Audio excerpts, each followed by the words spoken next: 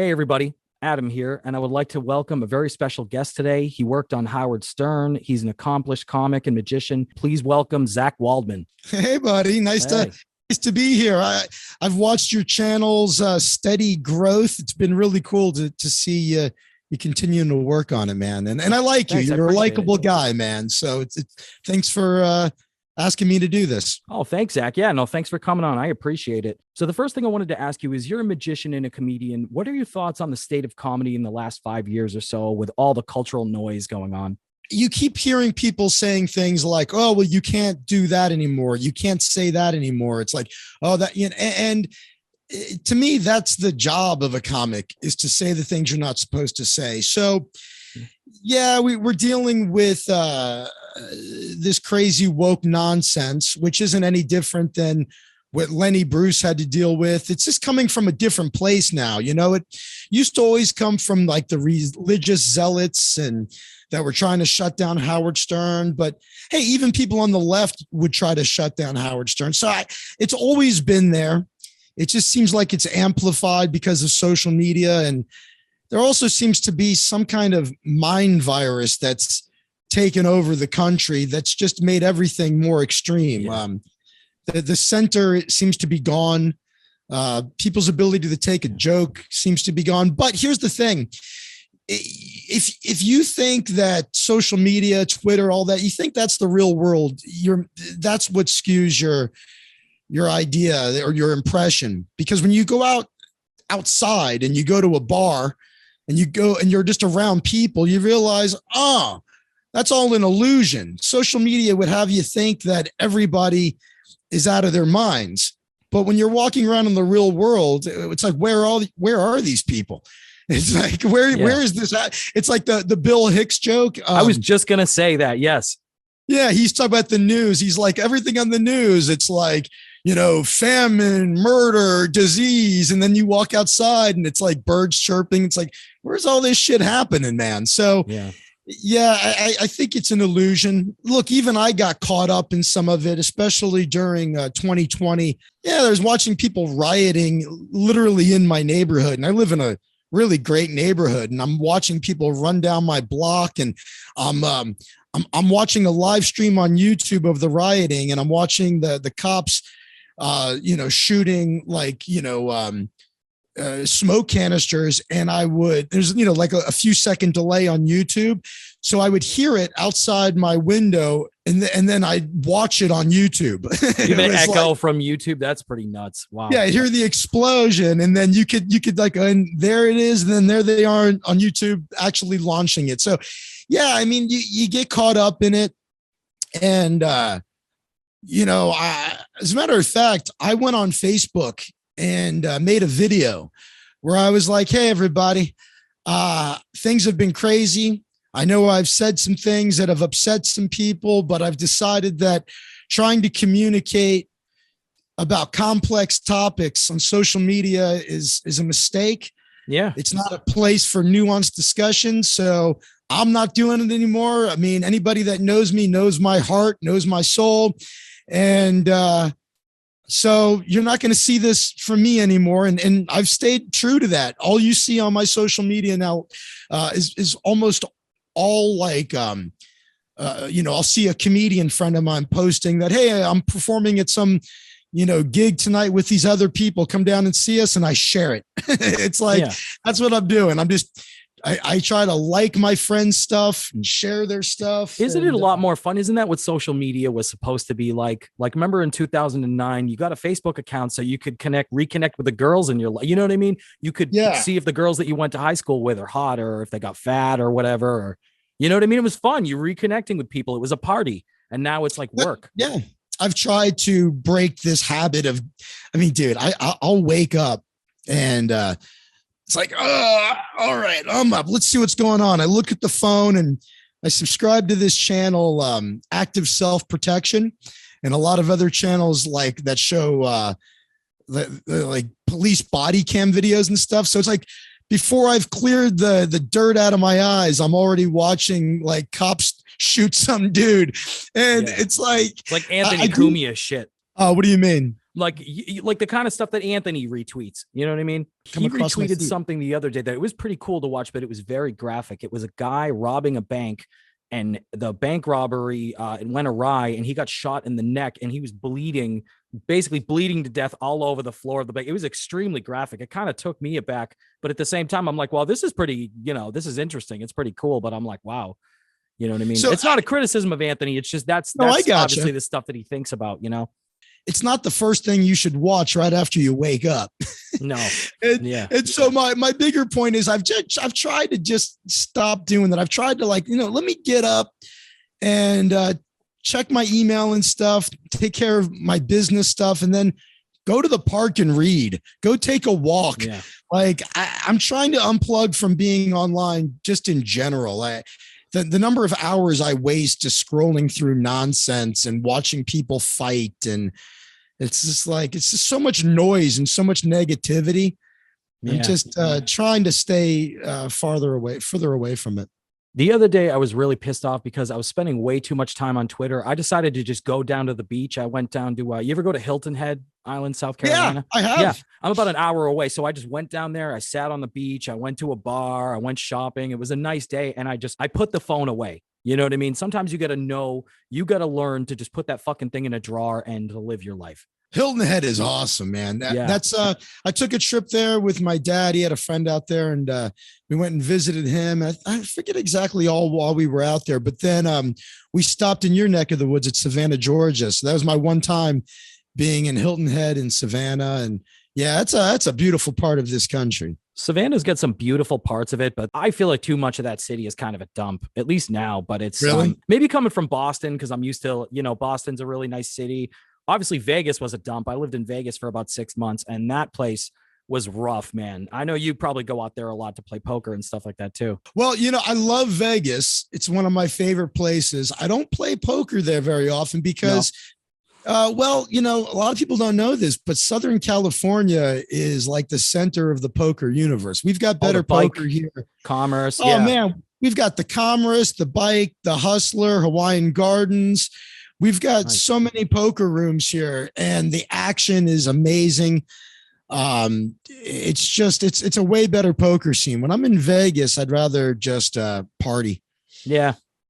Yeah. I've always had the time of my life. Like living there was much different from the first few times that I went there on vacations. Cause it was almost like Vegas vacation where you have the upgrade, you have I had an amazing experience where they upgraded my room. It was like the week that they legalized weed. So I was stoned out of my mind.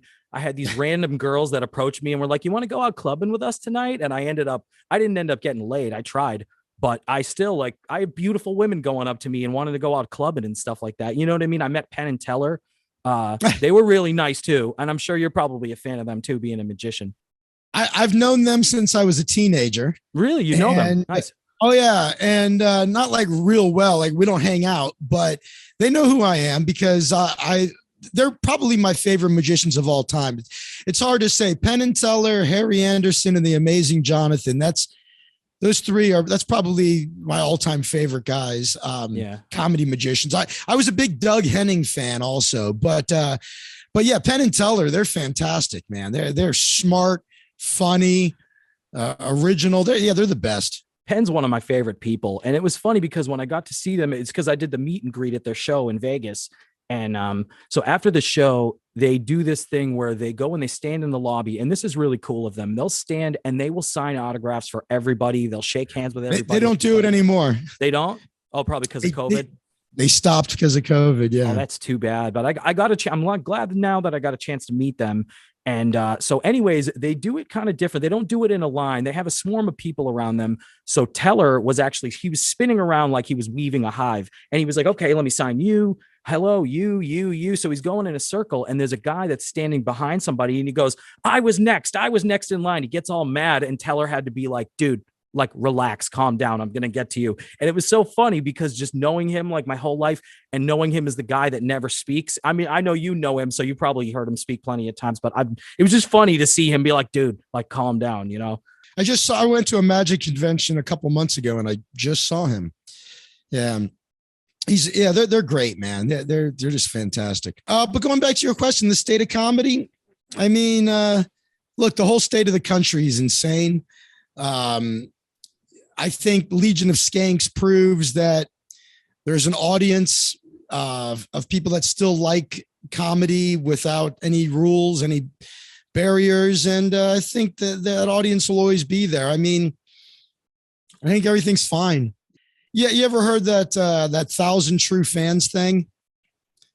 No. I forget the author of it, but you could look up 1,000 True Fans. And his whole argument is, you don't need millions of fans. Sam Kinison actually said this back in the 80s. He was actually the first guy I heard say it. He was like, I don't need everybody to like me. I just need a tiny fraction of the country to like me, and I'll still be a millionaire. And that's what 1,000 True Fans is, kind of the similar idea. It's like niche marketing. Yeah, but yeah, it is. But everybody's in niche marketing now. I mean, that's just kind of the way things are. But the idea of 1,000 True Fans is, instead of trying to appeal to so many people, all you have to do is find 1,000 people who really, really love what you do. And so if you're an artist, comedian, singer, band, whatever you are, and these are people who will always come out and see you, will always support you. They're true fans. They'll buy your t-shirt, and you get 1,000 people like that. And they're all willing to spend $100 on you per year through, a couple of tickets and t-shirts, or buying a piece of your art, or whatever it is. That's $100,000 a year. And so it's just, it breaks it down to a place where you're like, yeah, I can go ahead and offend most of the country. And if I find 1,000 people that get the joke, like Doug Stanhope says, don't bother wasting your time on people that don't get the goof. Yeah. It's a shame that it feels like when I was growing up, there were jokes about everybody. There was jokes about Jews and Irish and Catholics and rednecks and blacks and Mexicans and everybody got it, right? There was just jokes about everybody. And you told these jokes, and, you read them in a joke book, like Truly Tasteless Jokes or something like that. And everybody just knew the joke. It's like George Carlin said, right? It's not the words, it's the intention that matters. And the intention behind those jokes was just to be jokes. It's like they have jokes about dead babies. That's about as horrific as you could get, but you laugh because it is horrific, and you know what the intention is. It's just a joke. And so I don't know when everybody lost, again, not everybody. I don't know when so many people lost their senses of humor, but again, that's it's an illusion, because you go out around regular people, they still have that sense of humor. It's just this illusion that's been created online that you can't say or do these things anymore. And it's a shame at the number of places that have caved to this mentality. I think a lot of it is, you talked about niche marketing. I think businesses, they love the divisiveness because it creates further niches for them to sell to. When you've got, athletic companies putting, big fat women in their ads doing handstands and going, look at this big fatty. She's an athlete and we're going to celebrate her. It's that's just a way for the company to try to sell more of whatever they're selling. And it's like, they might as well just wink to us and go, hey, we're going to pretend that she's beautiful, but we all know she's ugly, right? And you know what I mean? It's like, we all have eyes, Yeah, no. And we know it's not healthy. We know that a 400-pound girl that can do a handstand is the exception.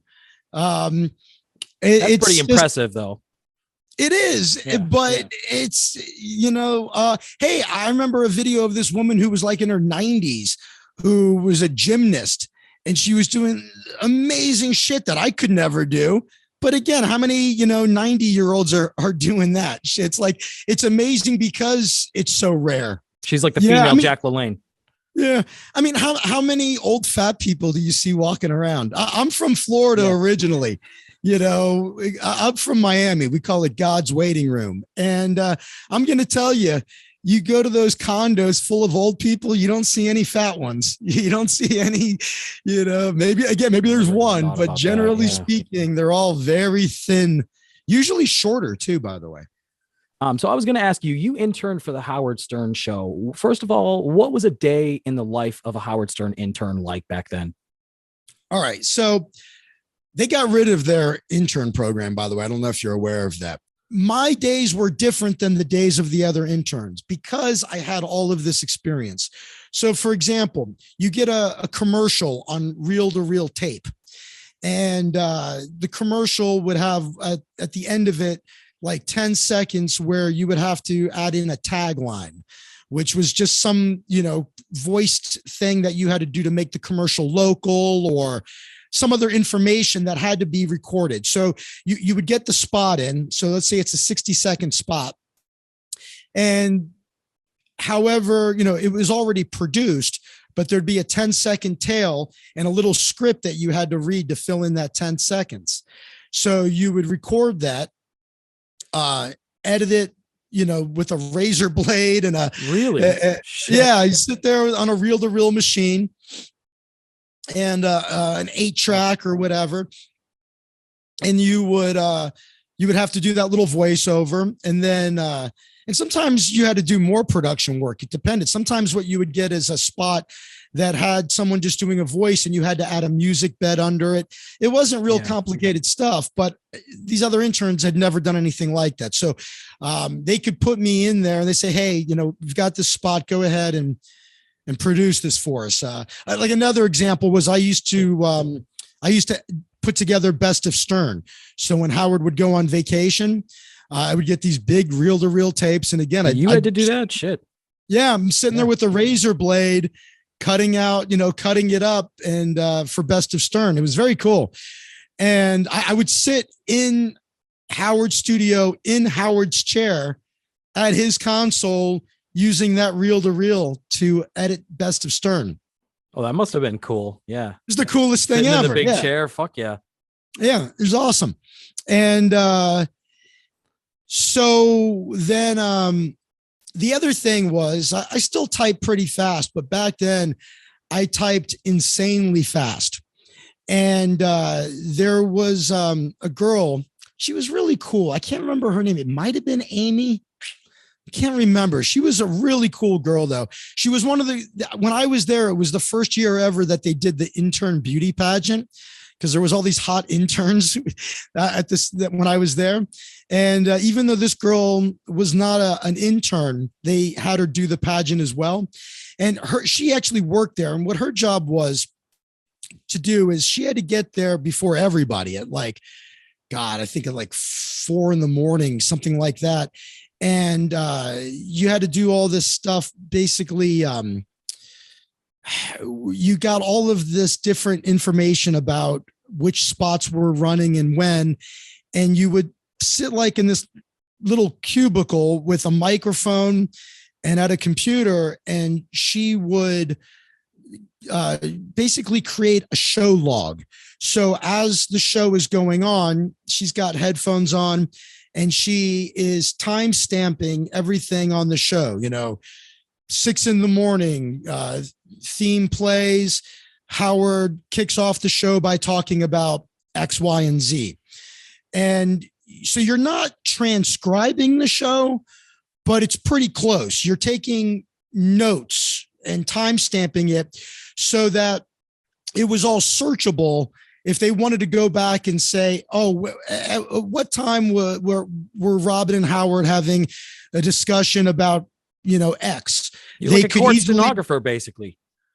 Kind of, yeah. But the other thing you did was you had a microphone so that you could speak to all of the affiliates around the country and let them know when they could air their local spots, because there were spots that aired for everybody. And then there were spots that were specific to New York. And while those were airing, the affiliates would air their local spots. And so you were kind of like a traffic cop, helping, so you had in this microphone, you were speaking to all of the affiliates at the same time. I kind of knew how to do this kind of thing. So they actually paid me for that. So although I was an intern, I was also an independent contractor. They never hired me, but they would pay me as a freelancer for certain jobs, like that job. Well, so whenever I did that job for her, they paid me for it, and paid me in cash too, and really well. I couldn't believe the first time I did. I'm 23 years old and broke, and they just hand me this pile of cash. I was like, fuck yeah, this is awesome. Yeah. Now, a typical intern, a lot of them did nothing but answer the phones. Howard Stern show, what do you need? And like Stuttering John, that's all he did, right? Pretty much in the beginning. Well, now Stuttering John, I filled in for him because he was the call screener. So Stuttering John sat in front of a phone with a whole bunch of buttons, and he was the call screener. And sometimes he wasn't there, and I would fill in for him as the call screener. Was that a shitty job having to screen those calls? It must have been tedious. No? Yeah, it's easy. I did it as the morning show producer at the oldie station. And no, it's easy. It must be different screening them for Howard versus like an oldie station, right? Well, it's a little different, but there's a little bit of an art to it because you have to take in a lot of things into consideration, like how relevant is the caller to what's being spoken about at the time? How good is their phone connection? How, good of a caller do you think they'll be? So there is a little bit of an art to it. But once you do it for a while, you get good at it. Radio stations, like music stations, they don't take live callers. What they do is they take the call and they record the call, and then they play the recording to make you feel like it's live. So if somebody called up, I would answer at the oldie station, I would answer the phone while a song was playing. And I would say, hey, we got a good caller. So then the host, Scooter, would take the call while the music was playing, and it would be recorded.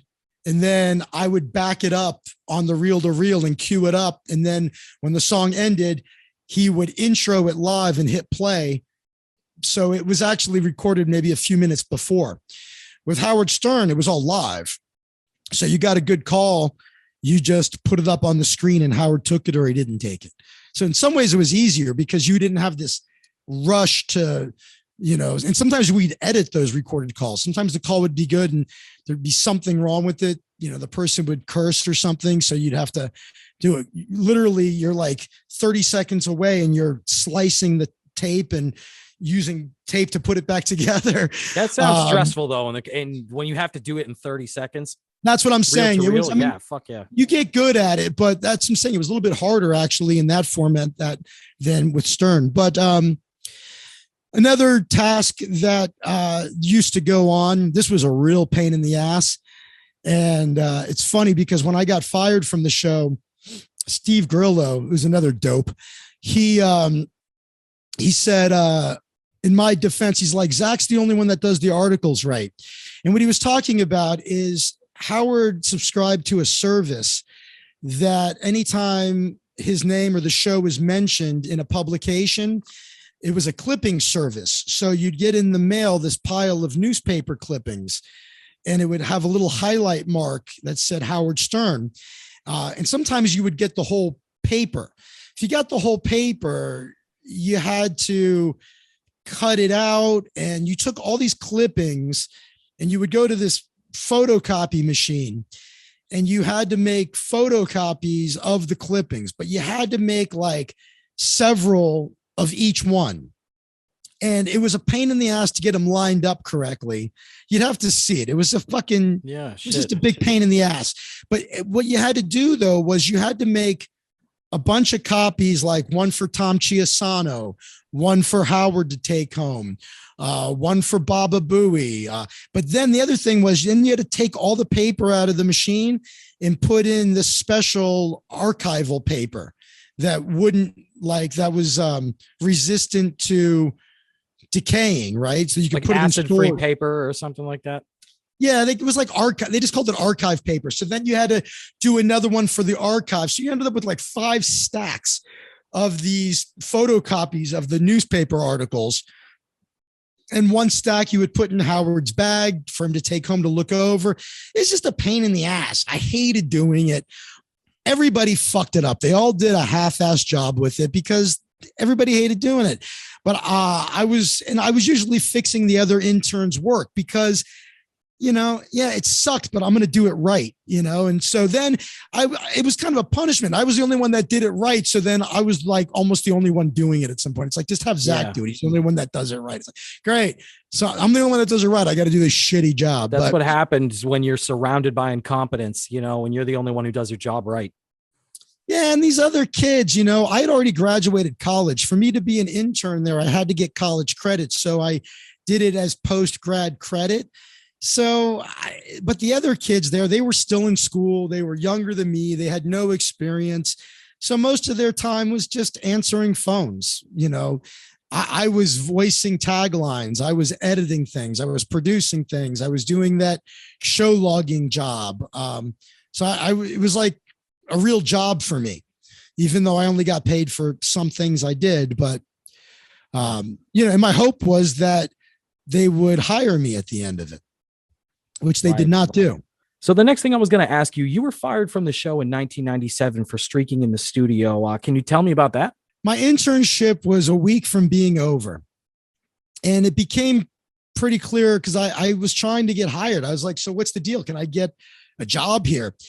And it became pretty clear I wasn't going to get hired. So my brother owned a jazz and blues nightclub in Hollywood, Florida. And anybody that's owned a restaurant or that is in that business knows that it'll about kill you. And my brother was killing himself working in that, on that business. And I thought, I'm going to pull a stunt, and I'm going to streak the studio and do a commercial for my brother's nightclub. And maybe it'll get Howard's attention enough that they go, fuck it, let's hire this guy.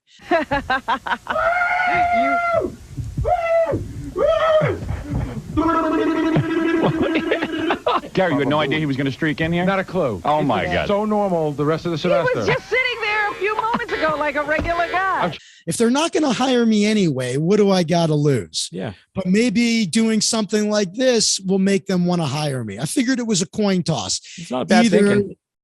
Either they're horrified and I'm out of there, or they think it's great and they go, let's keep this guy around, right? Either way, you're playing with house money. Exactly. Yeah. And I didn't tell anybody about it. So I knew when it got back to my brother, what I did, I knew if nothing else, I have friends and family that will think it's funny, and my brother will be, it'll make my brother feel good, that his little brother did something, outlandish and promoted his club. So I think it's funny. I actually saw the video the other day, and I can't believe that I hadn't seen that before, but it's hilarious. It's up on YouTube. Have you seen it? I think I put it up there. I don't think it was your account. Somebody else clipped it and put it up there, but I'll send it to you. Oh, that's funny. Yeah. Well, because when I did it, it was live on the radio, and I think I was on the air probably 45 minutes. But at that time, it was also filmed for the E channel. Remember the old E show? Yep. And so an edited version of it aired on the E channel. It's pretty frustrating over the years to see how many things people who work there have done that is so much worse, and they've never lost their jobs. For example, I love Richard and Sal. I think they're probably the best part of the show. I don't know if you remember this, but like one time Sal looked at the releases for the guests and like got someone's number. Was it Richard or Sal? One of those guys took the phone number of some celebrity like Gene Simmons or somebody, which is like super inappropriate. Another time Sal told Jon Stewart before he went on the show, is like, yeah, I really like your show. You weren't really that funny the other night, but you usually are, something like that. I remember hearing about that. Yeah, that was, Howard was fucking pissed. Right. And then you've got Benji, who was late over and over and over. There's so many things have happened on that show. Like I remember Howard was recently, a few months ago, saying something like, yeah, I can never fire anybody. I really should, but I never can, never do it. And I'm like, you fired me, you fuck. Yeah. And I didn't do anything compared to Artie with the fucking smack and all that shit. What I did was a funny prank, but there's other things that were done that were actually like really crossing lines business wise. Like I said, like I wish I could remember that story of who it was that looked up somebody's phone. Cause you know, before you go on, you have to sign a release, and somebody filled out the release form. And I think it was Sal looked and got that person's number and called him or her. I can't remember. Fuck. They have protocols for that kind of stuff there though. I mean, you get a lot of high level guests. Yeah, but I'm saying it's like that's not a prank. That's something that's totally inappropriate. Yeah, absolutely. Or telling a guest like Jon Stewart, you know, giving him your critique of whether or not he was funny the night before. I mean, there's just so many things, and there's been so much nudity with the dudes and all, you know, the guys doing stuff. And didn't Richard and Sal do the same thing? Didn't they go streaking in the studio? I mean, they've been naked a lot on the show. Yeah. I don't think they ever streaked it, but it was like I was the first one to do anything like that, and I got punished. But there's been so many things people have done on that show that were far worse, and they never got in any trouble for it. But the funniest part of it was probably that TV show Extra did a segment on me getting fired. Now for the strip show, Too Hot for Howard Stern. The radio shock jock is known for having naked women on the show, but when a male intern dared to go bare, he says Howard fired him. Last Friday, 23-year-old intern Zach Waldman stripped, streaked, and shrieked on Stern's morning show. This is our intern. Our intern just ran in here naked. I saw that too. Yeah, that was interesting. The one where you're just walking down the street and it's hilarious. It's so cheesy. That was full. Yeah. And there's a picture in there of me sitting in Howard's seat behind his console. The day I pulled the stunt, I was the only one in the office working. It was only me and Baba Booey. Nobody else was in the office that day.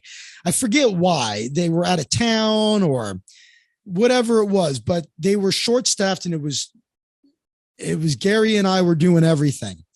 And so after I pulled my stunt and I got dressed, I continued to work. They had me work because Gary was like, what are we going to do? He's the only one here. I need his help. So they had me work all day until 5 p.m. And then right at 5 o'clock, Gary took me into Robin's studio and said, look, I know you're just being goofy. You're a good guy. You know, we all like you here, but I got to let you go. I said, okay, no problem. And so Jackie Martling, who was the coolest one, he was the greatest. You know, I was there. I never met Artie. I was there with Jackie. Right. And Jackie was hands down the coolest guy in the whole show. Yeah, Jackie is cool. Yeah, and he's the one that walked me out. He walked me to the elevator and walked me downstairs. And while we're in the elevator, he said, yeah, you know, in the 70s, streaking was really popular. And it was like a fad. He goes, I did it once. He goes, it's such a strange feeling, isn't it? I said, yeah, it's totally bizarre. And he's like, yeah, I couldn't believe you just stood there for 45 minutes. He's like, that was crazy. I'm like, yeah, it felt very odd. Just the feeling of the carpeting under my floor was so weird because it's like that industrial office carpeting that you're not, you know, who walks barefoot on that? It's just, you know what I mean? It was all just. You must have been so nervous though. I would be, just everybody, just all those people watching and looking. Cause I've had a lot of dreams where I'm walking around a department store naked. And the funny thing about it isn't the fact that I'm naked, but the fact that I try to cover up myself. And then I think to myself, I must look even more psychotic because it's not like anybody's going to see my hands in front of my junk and go like, oh, never mind. He's trying to cover it up. You know what I mean? It's just, you just feel psychotic. The nerve-wracking part was taking my clothes off because I snuck into a production room that was down the hall, and it's a really long hallway. So I'm taking off all my clothes, and I hid my clothes in that production room, and then I had to run. I had to do a 50-yard dash down the hallway into the studio. And I could have been caught in that studio doing what I was doing. It could have all ended right there. It would have all been for nothing. I could have gotten caught on the way down the hallway. Gary could have he's always going in and out of the studio. He could have simply walked out of the office at the same time I was running on the studio and like tackled me or something. So, yeah, that was the most nerve-wracking part. They were really mad that I went on Extra. And so I don't know why that upset them so much, but it did. And then Gary called a meeting of all the people, and said, listen, I know a lot of you are friends with Zach and you guys hang out outside of work. I'm not telling you, that you can't be friends with him, but I would really reconsider it. They did that to you. Oh, he's like, yeah. He's like, I really don't think you guys should hang out with him anymore, or be friends with him anymore. Of course, I can't keep you from doing it, but my advice is they blacklisted you. I'm walking down the street and I see Grillo and I'm like, hey man, how are you? And he's like, yeah, what you did was really horrible. And I'm like, come on, dude, it was the funniest thing on the show ever. He's like, it wasn't funny, man. There's a lot of things were funnier. And he was like, yeah, we're not friends anymore, basically. And he's fucking friends with Stuttering John. Did you know that? Well, they're both fucking morons, dude. Yeah. They're two of the stupidest people. Yeah. One time we're in the office and someone said to Grillo, hey, somebody was one of the interns said to Grillo, he goes, yeah, a friend of mine was asking about you. And he goes, let me guess. They wanted to know if I'm really that stupid in real life. And the intern was like, yeah, he's like, yeah, that's what everybody wants to know. I'm here to tell you, he really is that stupid. Really? He's a fucking dumbass. I went and saw him in one of those. They used to have these, like, there was Tony and Tina's wedding. And then there was another one, Grandma Sylvia's funeral, I think is what it was called. It's like these interactive plays. If more people join in, the song will get better. If more people join in, the song will get better. Now you're having fun, 'cause we're in the aisles. Even the bad guy is singing along. They're singing right near me, so it's a great musical. And I know all about it. And John was in it too. John was in Tony and Tina's wedding. John was in Tony and Tina's, and I think Grillo was in, I think it was called Grandma Sylvia's funeral, I think. I'm pretty sure. I don't even know how I remembered that, if it's correct. But I went and saw him in it, and his part was like almost non-existent. The little acting he did was horrible. He was a horrible actor. He's a 5 foot tall, stupid cunt. Gotcha. It sounds cheesy as fuck, that show too. And Stuttering John wasn't really nice to me either. I made that video about Stuttering John being such a cunt to Chrissie Mayr. And, one of the reasons I did it is because he was just being such an asshole to her. And I was having like a visceral response to just what a dick he was being. And so I was like, I gotta say something about this. But when I was a brand new intern, John didn't know me yet. He's like, oh, what, what's your name? My name is Zach. Oh, Zach. I'm going to call you Scrotum Zach. Bomb, bomb, bomb, bomb, bomb, bomb, bomb, bomb, bomb, bomb, bomb, bomb, bomb. That was like the first fucking thing the guy ever says to me. Like, I don't know you. Zach? Do you understand that was his joke? big Scrotum? Because Zach sounds like Sack. Sack. That's fucking retarded. So, really? But that's the first thing this guy says to me. It's not like, hey, man, I'm a fucking intern working for no money, at times doing the job you get paid for, call screening for you for free. When you're out on vacation, I'm doing your job and not getting paid. And I can't believe you are getting paid to do this easy fucking job. I mean, whatever. I mean, if they were giving him more than $10 a day for that work he did, it was too much. So he wasn't like nice to me. All he did was goof on me. It's like, really, you're going to goof on the interns who are working their asses off, doing a bunch of shitty jobs that no one else wants to do for free? Like, if there was anybody you should be nice to, it's like, it's these people, right? It's like, why don't you just go shit on the janitor while you're at it, John? Like, the fuck. And so I would try to like be cool with him. And I even went, his band was playing somewhere, and I even went and saw his band. That was the only time he was somewhat cool, because he couldn't believe I actually showed up to hear his band. And I think he bought me a beer, believe it or not.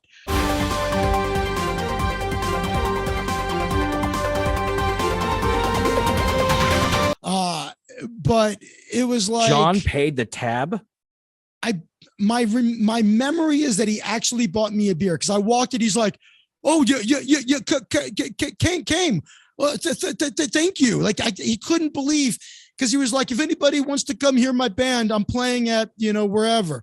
And for me, I was brand new to New York. Any chance I had to go anywhere or do anything, I was like, this is another chance to see a part of the city and maybe make some friends. It's like, all right, at least if I go there, I know John, and maybe while I'm there, I'll meet a girl or make a friend somewhere, right? And I was like, I'll go support John, even though he's like not really that cool with me. But I almost think he felt bad because he couldn't believe I showed up. Like, he gave me a big smile, like, oh, wow, you actually came. Fuck, It was also maybe like he felt guilty because he was always such a dick that he's like, wow, this guy I'm a dick to that I goof on all the time actually came down to support my band. But then, he found out that I lived out here and that I perform at the Magic Castle. And he would hit me up every once in a while for, the Magic Castle is a private club in Hollywood. You're not allowed inside of the place unless you're a magician or you receive a guest pass from somebody who's a member there. So I'm a member and a performer at the Magic Castle. He wanted a guest pass to go. I would send him a pass. I did that a couple times. And then I would send him a DM on Twitter. And I would ask him, something like, hey man, here's 5 minutes of stand-up I did. Take a look at it. Tell me what you think. Trying to just kind of give me your feedback, and no response. Or, hey man, I'm working on this thing if you want to support, and I would reach out to him about little things. I mean, these were nothing things. It was like, if you want to actually come and see my show, I'll put you on the guest list. And he would respond. He wouldn't respond at all. Zero response. And then it would be like, hey man, can I get a pass to the Magic Castle? It's like this cocksucker never responds to me about anything, but then he reaches out to me for a favor. And so it was just annoying. And so then when he was a dick to Chrissie Mayr, I was like, you know what? Fuck this guy. It's everything's a one-way street with this guy. And then he's just so disingenuous. I think the reason people dislike him so much is because he's disingenuous. He's not, if he was honest about his life, I think people would find it endearing if he was like, yeah, I fucked up my marriage. I live in a shitty apartment with roaches, and I'm the luckiest guy in the world. This is dead on the money, by the way. Yeah, it's like he goes, I'm insanely lucky that Howard gave me a break and that Jay Leno gave me a break, and I just can't believe how lucky I've been in life with, I'm not that bright of a guy and I'm not really that talented. I'm just insanely lucky. And man, I really squandered it all, and I'm trying to rebuild my life. And well, that part's a lie. No, but I'm saying if he would be honest, he would be self-deprecating and be honest and own up to what a fuck up he is. And if he was like, yeah, I'm going to try to do a podcast and somehow I'm going to try to get lucky a third time in life and not fuck it up, then it would be like, all right, he was responsible for some really funny moments in the early days of the Stern Show. And but it's just, he's a liar. He's full of shit. He insults everybody. He, tries to get people canceled. He's just, as soon as I did that video about what a douche he was to Chrissie Mayr, he immediately blocked me on Twitter. Really, for that? Yeah, I was like, good. You won't bother me about Magic Castle passes anymore. Yeah. Yeah, fuck him. I mean, I really like that video too. I remember when you put that out, and it actually got spoken about by Karl on Who Are These Podcasts. Yeah. I clipped that out, and it's on my YouTube channel. Karl giving me a shout out. It's cool. My problem, it's like I've tried for a million years to have a successful YouTube show, and I've never managed it. I've had a few videos that have done well. That one for me, with the small subscriber base I have, did really well for me. Yeah, man. But did really good. I was, I'm still technically part of Madcast Media, which is Maddox's, what do you call it? podcast streamer. network. Thank you. Podcast network. And I know that Karl doesn't like him. And I know a lot of, there's like this big war between Maddox and certain other streamers. And I hear both sides of the story. I hear, Maddox tells me his version of what happened. Right. And then I hear Karl's version. And I wish I would just be left out of it, because as one-on-one, Maddox has been nothing but a great guy with me personally. He's treated me great. He's given me tons of advice about, streaming and trying to build a channel. I really like the guy, and Karl, I watch Who Are These Podcasts, and I think he's really funny. I think that show is funny. And I'm like, fuck. Yeah, Karl's great. I wish I could be friends with both of these guys, but I don't know that that's possible when Karl hates Maddox so much, and Maddox, but I don't know Karl. I know Maddox. I don't know Karl personally. I've met him and I've been on the show a couple of times, but the thing about Karl is I don't think he holds a grudge like that. I don't think he would have a problem. Karl kind of comes from the corporate world where he's very into networking. He's very diplomatic with people. There's been a lot of people he's feuded with that he's had on the show. He's been pretty cool with. So I'm sure if you did want to, if you did reach out to Karl, I'm sure he'd want to talk to you. I don't think he'd care about the fact that you're friends with Maddox. I think he may have came off maybe the wrong way.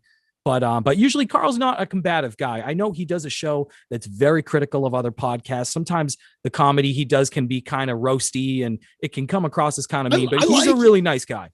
I like it. No, it was something, I forget how it came about, but I think it was when he gave me that shout out on Who Are These Podcasts. I think on Twitter, I clipped that and shared it. I think this is what happened, and said, hey, I got a shout out from Karl. And he was like, something like, yeah, man, great job on the video, but I have to ask, why are you friends with Maddox?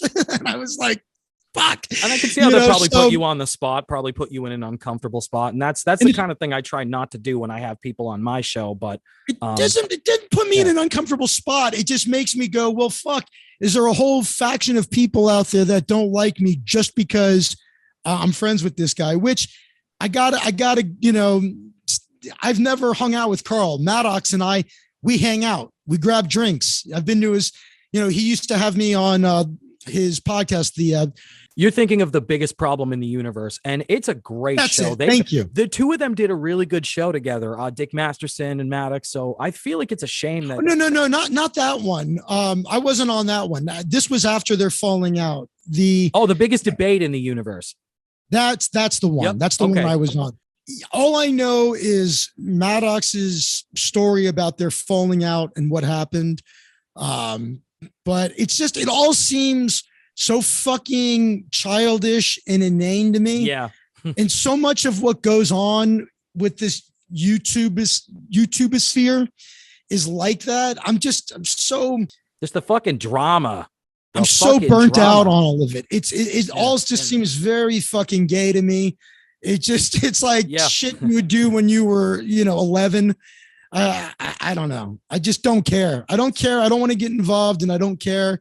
I think that's really smart. I think you've got the right mindset. And I think there's too many people that enjoy being engaged online, whether it's YouTube and the whole back and forth sniping between podcasts and shows. And to me, it's interesting, not just the shows in and of themselves, but the interactions that happen between the shows and the fandoms and stuff like that. So it can be interesting, but you fall down this rabbit hole where it starts to become draining, and you start to realize, you know what? I don't give a shit about this. I don't really care about these people and about their You know what it reminds me of, dude? It reminds me of Los Angeles. Yeah. LA is the same way. The comedians and magicians, gossiping about one another, backstabbing each other. It's all so high school shit. My high school wasn't like that. I went to a great high school. It's like elementary school shit. I just checked out of all of it. I don't care. I was with a group of friends several months ago, and one of my friends started talking about this other comedy magician, and I interrupted him after a few minutes and was like, why are we talking about him? Why we're all here for a nice dinner. Why are we wasting our energy talking about this guy? Like, let's talk about, it's not positive. It's not interesting. Let's talk about pussy. Let's talk about titties. Like, let's do some drugs. Let's drink. Let's have some fun. Like, I don't know. I don't want to expend my life force, my time, my energy.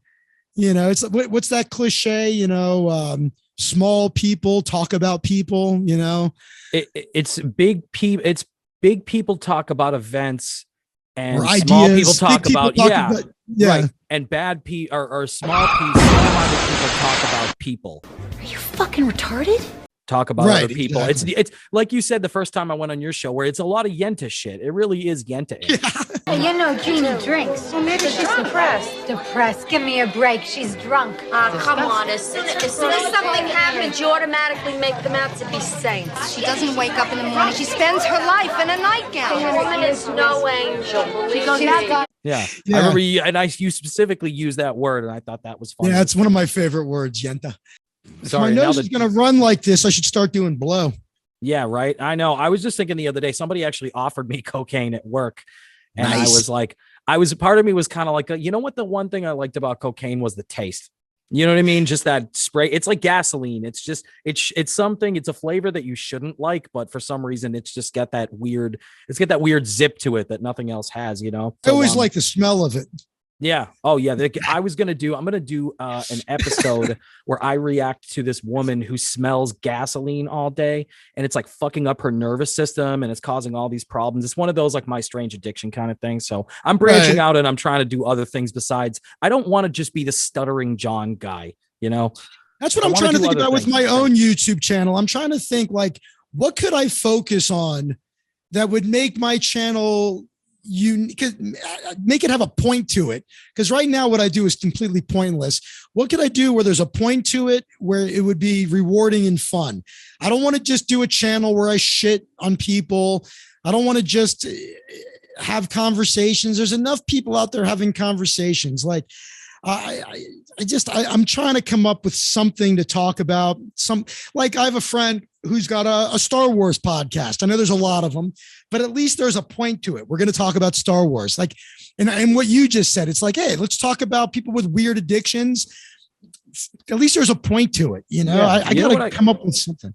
I've thought of maybe doing an amateur astronomy podcast, because that's one of my hobbies is astronomy. And a year and a half ago, I decided to start taking an online course, and I did the whole Khan Academy, like basic intro to astronomy. The thing that really got me down the rabbit hole with astronomy was I just was sitting and thinking to myself, I was wondering, where does outer space begin?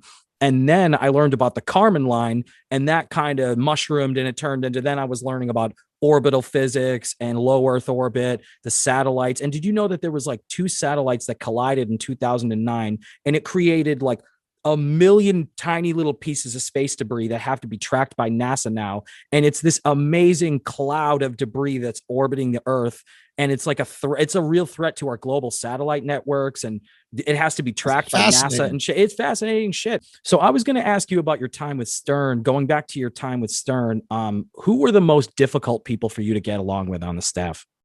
Oh, that's easy. And it's funny because this has become cliche. Howard used to have like old interns on, and he would ask that question, like, who did you like? Who did you not like? And it was always the same answer. And I'm going to give you the same answer. Fred and Robin are both assholes. Couple of assholes. Really? Yeah, Fred kind of surprises me. I know he's a weird guy, but wow. Fred was such an amazing dick. Yeah, it was.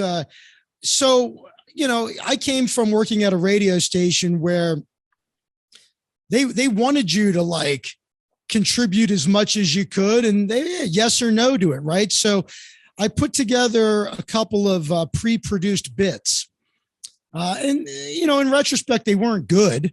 But look, I was 23 years old, and I put together like some kind of like fake commercial for like you know, those commercials for like record albums, you know, like compilations. Yeah, compilations. So I did one that was like one was making fun of Kathy Lee Gifford, who was a popular target of Howard at the time, and one was making fun of Rosie O'Donnell. That's awesome. And I forget what the Rosie O'Donnell bit was, but anyway, I pre-produced these things. I went in the studio, produced these 2 bits, and I see Fred. I go, "Hey, Fred, I produced a couple of comedy bits. I'd love to hear, your feedback on them." And I hand him a cassette tape. Then like the next day, Kathy Tobin, who was in charge of the interns, she says to me, goes, "Hey, listen, Fred was really upset. You gave him this stuff to listen to, and you should never talk to Fred directly. And, Fred? Yeah. And she's like, don't, he doesn't want to hear your bits." And I was like, I was just trying to make a contribution to the show, and maybe he'd give me some feedback, some pointers if he didn't think it was good. And she was like, "Yeah, but we don't do that here." And he would like never make eye contact with me. And he just like threw me under the bus. Yeah, he was furious. What a she's like, yeah, he was really mad. And then Robin had a bunch of stuff that she needed brought to her apartment. And so they're like, "Hey, Zach, would you take this stuff over to Robin's?" Because she couldn't take it all with her. So I got all this bags of shit, and I'm brand new to the city, and I don't know how to get around yet. I don't, so I'm taking a subway to a bus to a subway to a helicopter to, It sounds like a Seinfeld episode almost. Yeah. And listen, I'd never been to Manhattan, and now I've been there a few days. I love New York City. It's my favorite city, but it's also pretty overwhelming, And so I get to her apartment, and I tell the doorman, "Yeah, I'm here to go up to Robin's apartment to drop this off." And there's this woman. She goes, "Oh, you're going up to Robin's? I'm her assistant. I'll walk you up." Great. So we get in the elevator, and her assistant was a sweetheart. And she says, "Man, it's getting cold. Looks like it's probably going to snow maybe tonight." I said, "Wow, I sure hope it does." She goes, "Oh, you're hoping it snows? Why is that?" I said, "I've never seen snow before." She goes, "You've never seen snow?" She goes, "Where are you from?" I said, "I'm from Florida, and I've just grew up there. I've never seen snow in my entire life." She's like, "Oh, all right, cool. Well, I hope it snows for you then." So we get out, and we're in Robin's apartment. "Hey, here you go, Robin. Oh, thank you for bringing it. No problem. Bye-bye." And I start to head out, and the assistant says, "Hey, do you know that Zach has never seen snow?" She's like, Robin goes, "You've never seen snow? Where are you from?" I said, I'm from Florida." She goes, "Oh, wow." She's like, "Okay, well, maybe you'll get to see some soon. It's getting cold." I'm like, "I hope so. All right, bye." Next day on the radio. Oh my God. There's this one intern we have, man, this Zach. Oh, he came over to my apartment to drop some stuff off. Don't get into conversation with that guy. He won't leave. He'll just start talking.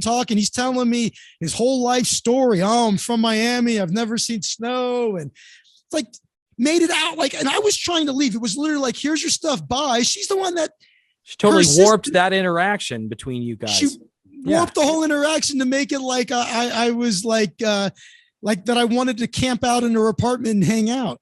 And I don't know, maybe the only positive spin I could put on it was that she thought, "Oh, well, these interns, they all want airtime.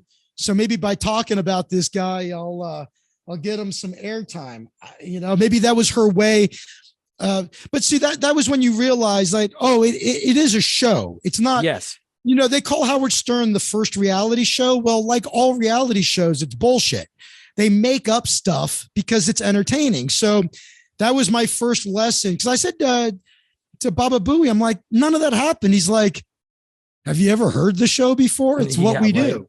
And it's gotten like, worse and worse over the years. Shit up. Well, it's gotten worse and worse over the years with the making shit up, and having a lot of the stuff, a lot more of a percentage of the show be pre-planned and pre-scripted. And oh, well, I'll tell you a little secret that I never tell anybody, but it just doesn't matter anymore. gives a shit at this point. But when I first moved out to LA, there was this guy. He was kind of a weird dude. I cannot remember his name. I remember that his company was called Electric Eel Productions. And what his company did was he provided like improvisers, comics, actors. He provided radio shows with people of that ilk to pretend to be callers. So like he would call me up and say, all right, I need you tomorrow for Mancow. Mancow. Do you remember that guy? Yeah, Mancow vaguely. he was out of Chicago, total piece of shit. He was like a shock jock Howard Stern wannabe. Guy was an asshole. But anyway, he used to use this service. So this guy would call me and say, okay, I need you to call in tomorrow to the Mancow show, and your character is going to be this. And they would give you your character. And they'd say, we want you to talk about these following things. So you would call in and Mancow would say, all right, we got somebody on the air here. This guy does, such and such and such, such. All right, you're live on the air. How do you justify doing such and such, such and such? And you were just playing a character, and they'd pay you like, I don't know, $50, $100, whatever it was. And they purposely, like I said, use comics, improvisers, actors to call in and to pretend to be callers to the show. And these were always really outrageous callers. Like you were at home listening, you're like, oh my God, how is this even real? Because it wasn't, it was bullshit. Yeah. And Howard used to call Mancow and other DJs out for doing that. He'd go, yeah, I know for a fact that these guys use fake callers. Opie and Anthony did the same thing too. Did you ever have to do War of the Roses? They used to always expose those fucking fake prank calls and the War of the Roses bits.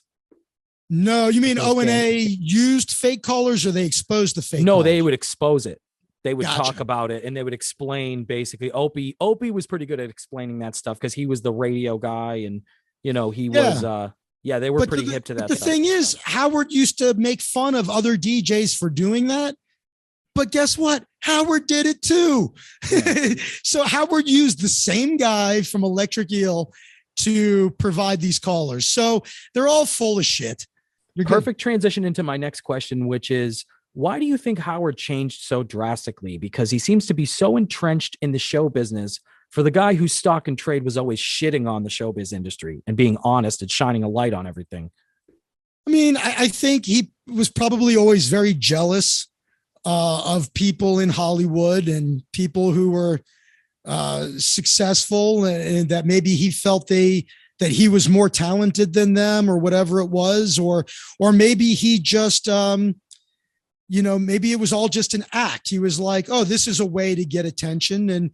But then secretly wanted to be part of the club that he ridiculed.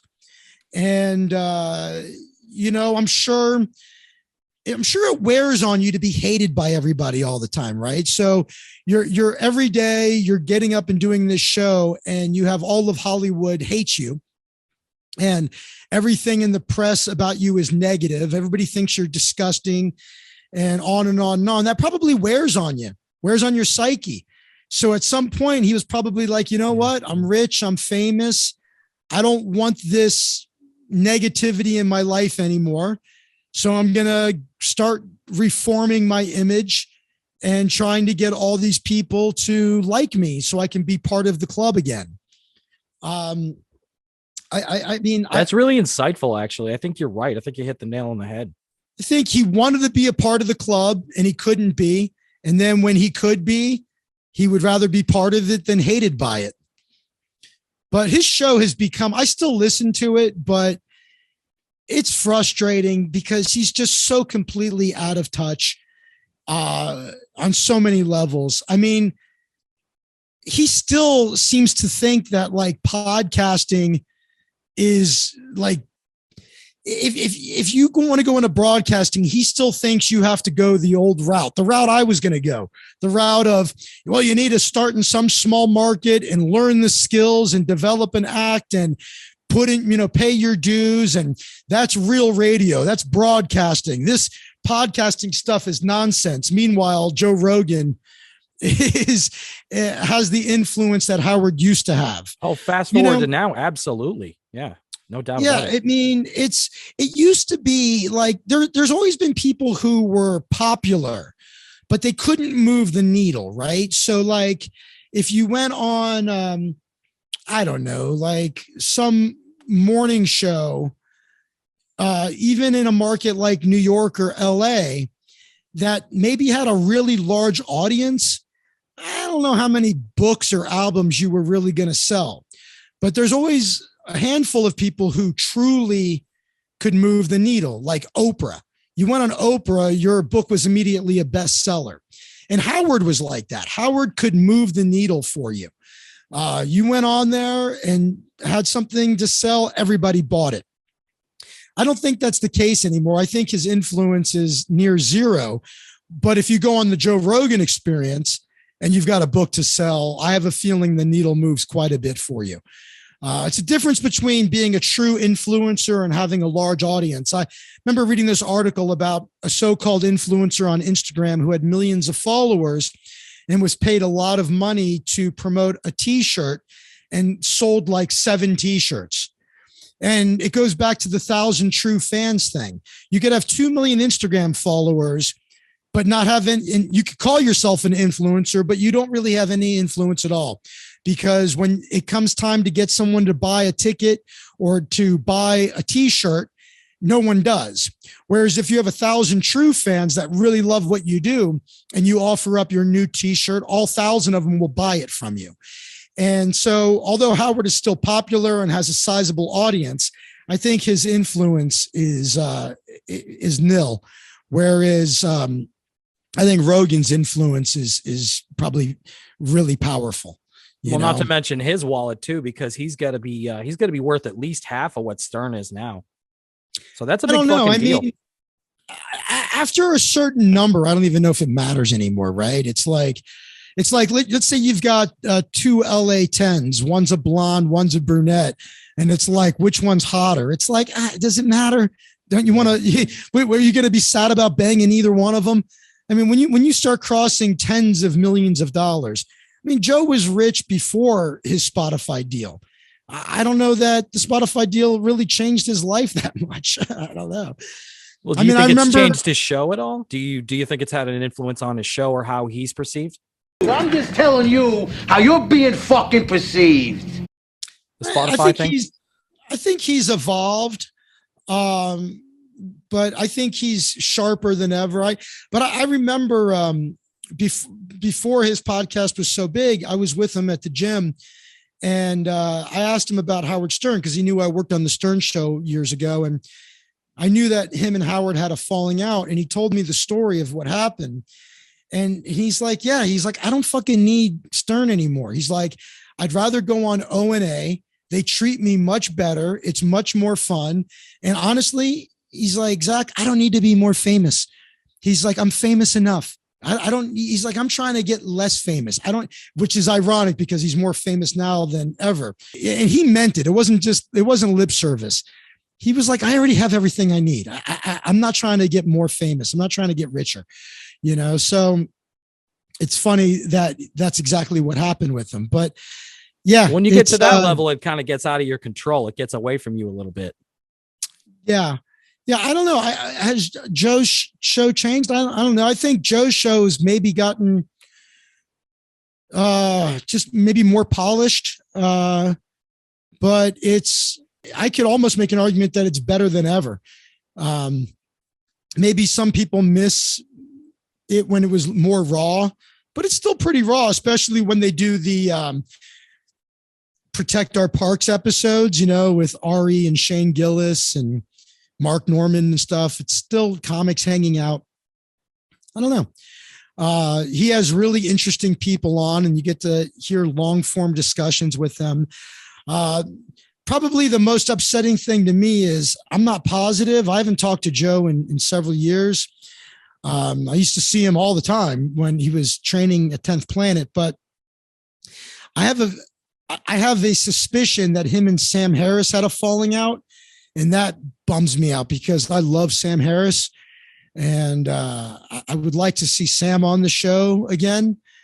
Yeah, other than, and I don't even know if they have had a falling out. I just get that feeling they have, and that bums me out. But yeah, the show's great, I think. So this is the topic I've been probably the most excited to ask you about. Can you tell me about what it was like to work with and to know Stuttering John? He had an overinflated perception of himself. he just, huge ego, just not very honest. I think we covered it. Like I said, I don't think he views himself. I don't think he realizes how people see him at all. I'm just telling you how you're being fucking perceived. He's not an evolved guy. And working with him, I mean, there wasn't much to him. He screened phone calls. And the reason I wanted to ask you is because as somebody who knew him back in the day, what is your perception of him now? Have you watched his show? Have you ever watched his podcast? I mean, yeah, just usually when who are these podcasts are making fun of him. I mean, that's the most fun way to watch his podcast, by the way. Definitely. Yeah. I just, honestly, I mostly feel bad for him. That's understandable. If we're going to be honest, I just feel like here's a guy that with no talent. Now go home and get your fucking shine box. He's no discernible talent. And he's not like a really nice or loyal guy. Him and Howard had a huge falling out. And Howard talked about what a scumbag he was. And he's not respected. Howard had to contend with John's wife being friends with Beth. John's wife and Beth were good friends. And so Howard had to tolerate him as much as possible for the sake of his wife's relationship with Susanna. Susanna. Yeah. But then they got divorced. And so I'm sure that made it easier for Susanna and Beth to be friends and not be a thorn in the side of Howard. But I really, I don't think he's humble enough or can be honest enough with himself to take a step back and become a different person. I mean, I hate to say it. Generally, people don't change. There are exceptions, but generally speaking, people don't change.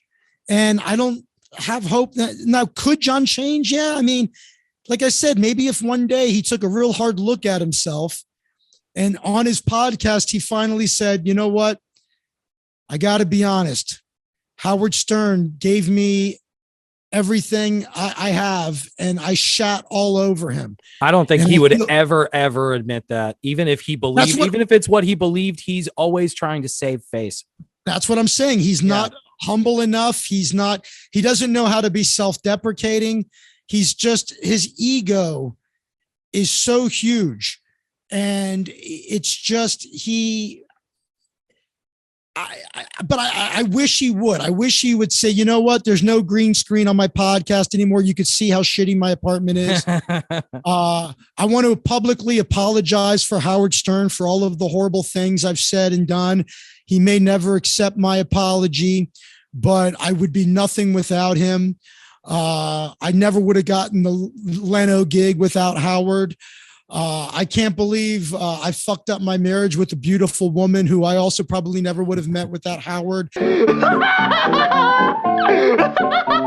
And she remarried too. He just cannot be honest with himself. And like you said, even if he knows all of this in his heart of hearts, he doesn't have the ability to be honest with the public. He's just a disingenuous guy. So, I mean, like I said, I think we pretty much covered him, but I feel bad for him. I mean, to sum it up, I just feel bad for the guy. And that's understandable. But even though I feel bad for him, I still made that video because he was such a dick to Chrissie. But that's what he does to people. Don't feel bad. It's like he deserves some of the shit. You know what I mean? Like, you could feel bad for him, but I don't even know Chrissie Mayr. I've never spoken to her. I just saw that podcast and I'm like, oh my God, he is. And then she was my favorite, I mean, everybody's favorite moment is when he says to her, you do comedy? She goes, I dabble. That's an example. That's a truly funny human being versus what John does. And that was amazing. That whole dabbling thing became something of a cultural phenomenon. There's a subreddit and a Discord. There's a whole community dedicated to that joke. It wasn't even a joke.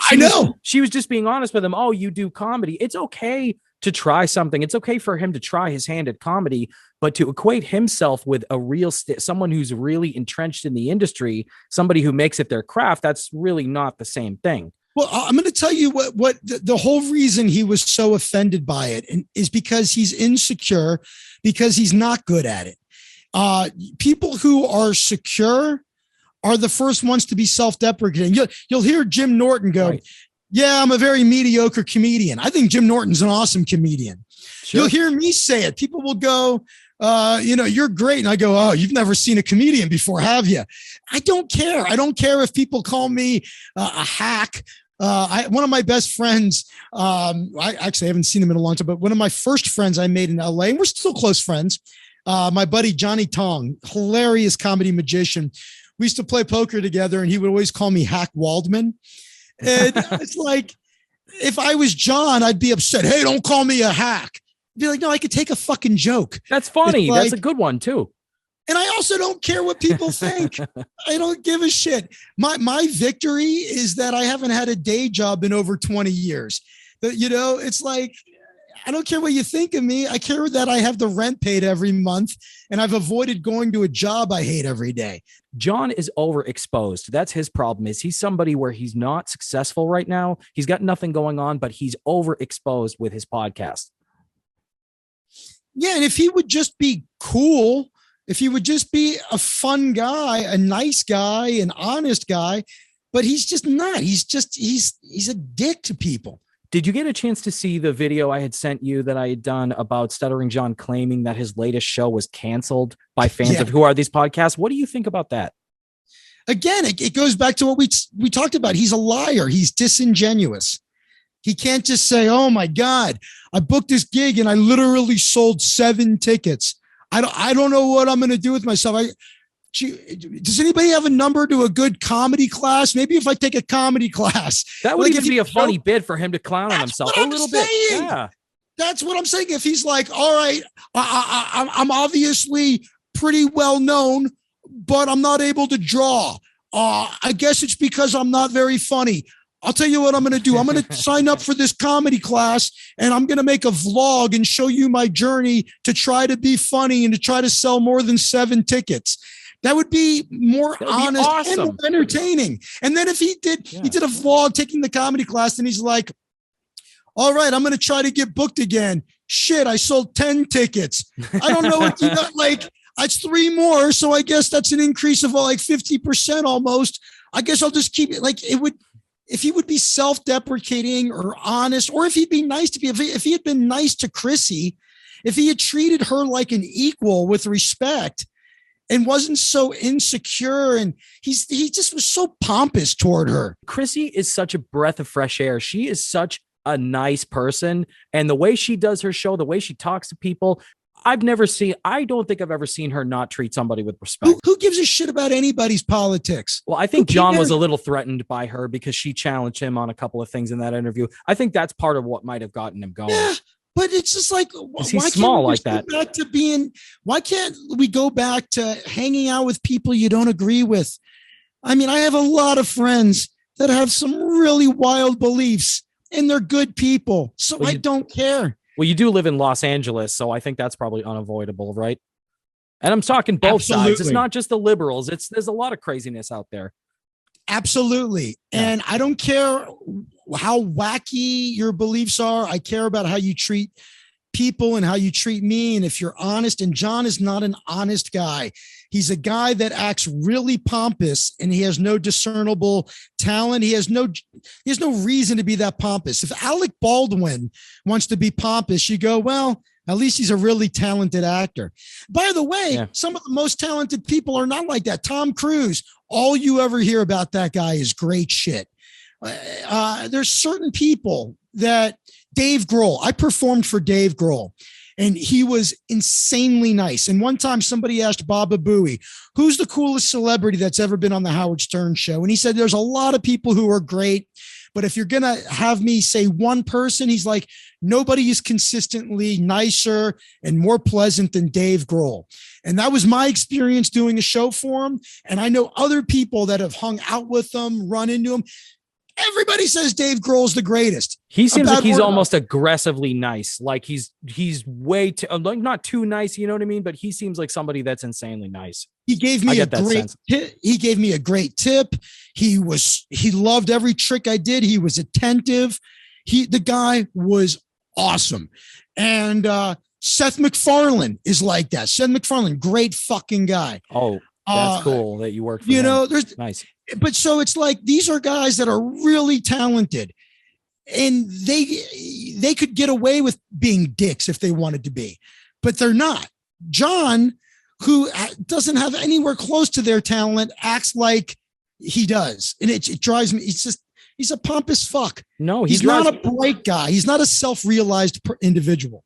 I think you're right about that. And I think he drives a lot of people nuts. And I think that's why people like to troll. That's part of the reason why people like to troll him so much. The thing that I'm really worried about in general is John's health with the drinking and stuff like that. If you look at videos from him from a few years ago, if you go backwards in time, he looks better and better. He looks like somebody that's aged very rapidly in the last couple of years. And I do worry about, the future of his health. I'm worried about, as somebody that likes to make fun of him, is it going to be funny a year from now if he's in a wheelchair?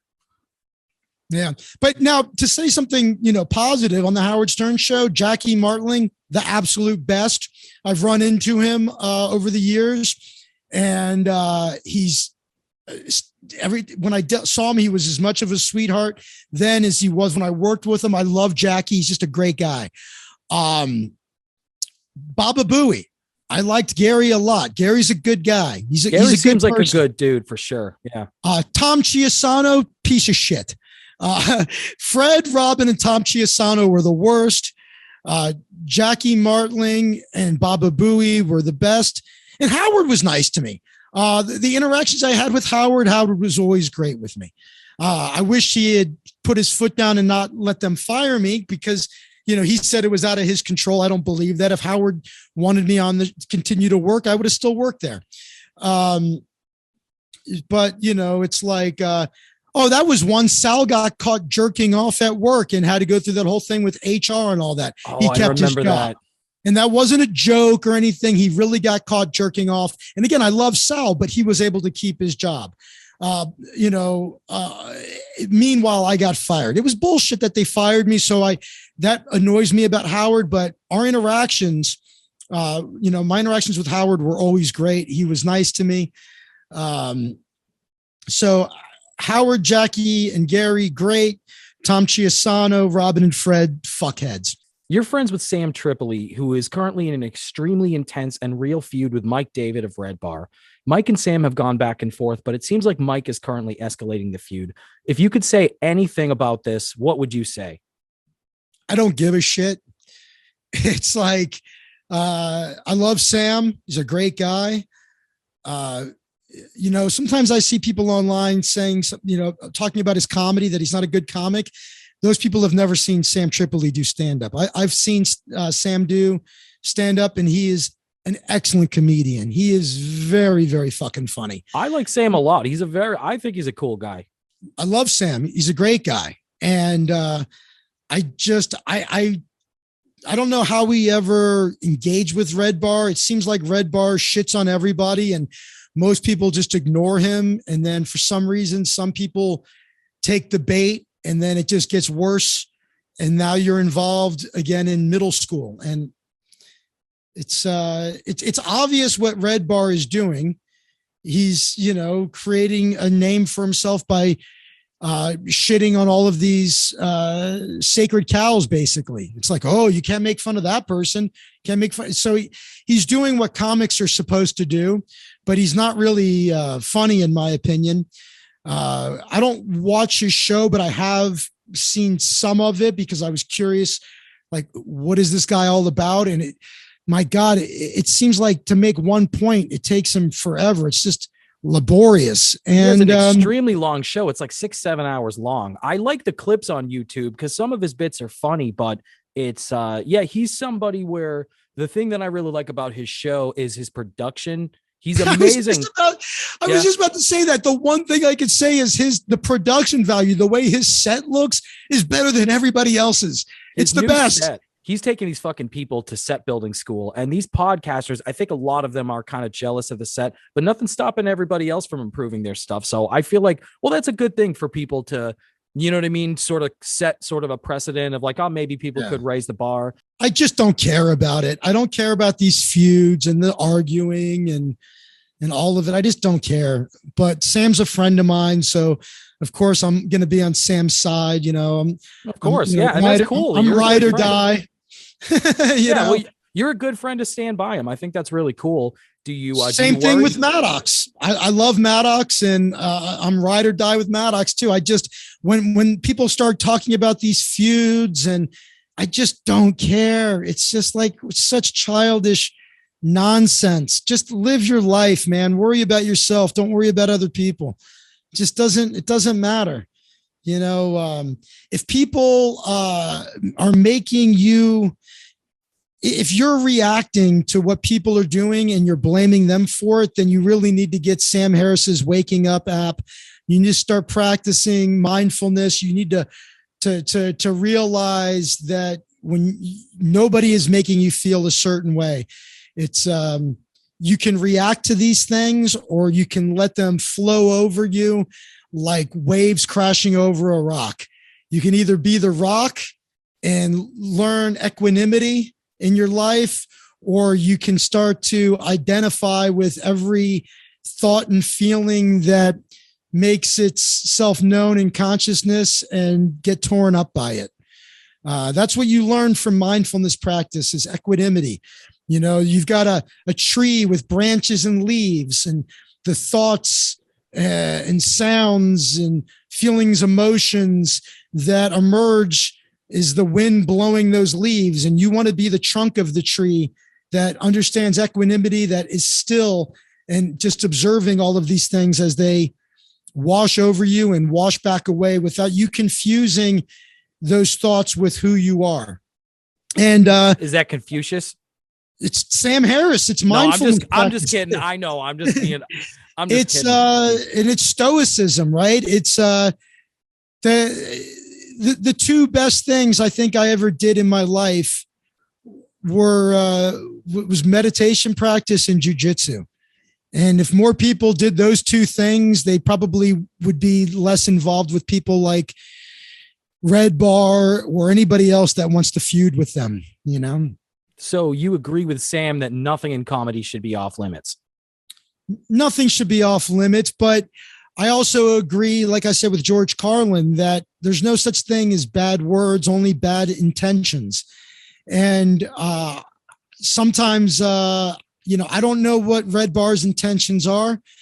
Sometimes it seems like he just wants to be a mean guy. And if that's his intention, is if his heart is filled with hate, then I feel bad for him. If it's not, if it's all just a show and it's his version of comedy, but he's actually a really great guy, then good for him. I don't know. I cannot pretend to know the heart of Redbar, but no, nothing should be off limits. I mean, I think that's what he says. I think he maintains that it's just a show. It's everything that he says is a bit. I mean, the voice that he uses on the show is actually not his real cadence. Have you ever heard Gilbert Gottfried's regular voice? Yeah. It's like that. Gilbert. It's like that though. When Redbar, he like, that's a character that he does. At the same time, the stuff that he's saying is real. You know what I'm saying? And it really, you know what I'm saying? It's like if I call you a pedophile and then I say, oh, I'm just joking around, it's a character, it's a comedy bit that I do. It's like, you can't, you know what I'm saying? That's like, you're putting real dark shit out there into the zeitgeist and you're actually poking people. Yeah. I think the mistake Sam made was he engaged with him. I was watching his show, and according to his show, Sam actually showed up at Redbar's house or his apartment and like wanted to fight him. Mike, I'm gonna get ya, and you're gonna sing the song you sang about my daughters. I'm gonna fucking get ya. You fucking tough guy. Come the fuck down, you fucking piece of shit. Fucking think about my daughters. You fucking scumbag. You're gonna make it right. You're gonna sing songs in front of me. I would love to meet up with him. Just talk to him face to face. I'm going to one day. I don't care what he does. If he comes back, I don't fucking care. Got to come up for air sometime, motherfucker. I'm telling you, dude, he went too far. It's not cool. What he did, I'm going to fuck him up for it. I'm going to fuck up his wife, too. And he's going to fucking pay for it, dude. And every time he puts out a video, that's another minute of beating the guy gets. I'm telling you, bro. You got to come up for air. You're fucking in hiding. You're fucking, you've done a million different ghost address so people can't fucking find you. Okay? You got to come up for air sometime, motherfucker. Would you even know if I chop their heads off and use them as ski balls right to your wife's cunt? I've seen the clip. I'm familiar with it. Yeah, he showed up and he seemed like he was pissed off, like he really wanted to beat the shit out of him. And I remember a year ago talking. That's a mistake, in my opinion. Well, I agree. I don't want to see Sam get himself into a spot where he, you know what I'm saying, where that's a no-win situation, because you know what I mean? As a man, like, you don't want to let somebody talk about you and your family like that. But at the same time, what's he going to do? He's going to really go there and beat the shit out of him. But I got to say, like, to his credit, Sam, he did what he said he was going to do. He went there and, Redbar, to his credit, didn't call the police or anything like that. But it is important to note that Redbar did not come down to face Sam. I don't know. I wish Sam had just, and you can go, well, but he made fun of my kids. Yeah. I mean, I didn't think the bit was funny. It seemed pretty cruel to me. But I don't know. Again, it's like, I don't even know how it got to that point. I don't even know why Redbar. They had both sniped back and forth. And it's the kind of thing where I agree with you. Like, I can't blame Sam for having a natural response to something like that. I think it's totally understandable that he would be angry, that he would want to do. You obviously can't just go beat the shit out of somebody, because they said something like that. But at the same time, I can understand him wanting to do something about it. The thing is, I would rather not see the guy go to jail for this. It's not, well, you know what I'm saying? That's not going to help him. Yeah. I just feel like he's just taking the bait too. Like, again, I don't know how it all started. I'm sure Redbar was talking shit, and if Sam had ignored him from the very beginning, like most people do, we might not be having this conversation. I don't know. Yeah. But I don't think it's not always easy for some people. Redbar doesn't seem to, I don't think the show is funny, but I also don't care that he does it. I don't know. I just don't care. So I appreciate you're giving me your thoughts on that stuff. No problem. I was going to shift gears for a second and ask you about what your thoughts are about Brendan Schaub suing my friend Kyle from Unique. Oh yeah. See, I do listen to Unique quite a bit. He's a character, huh?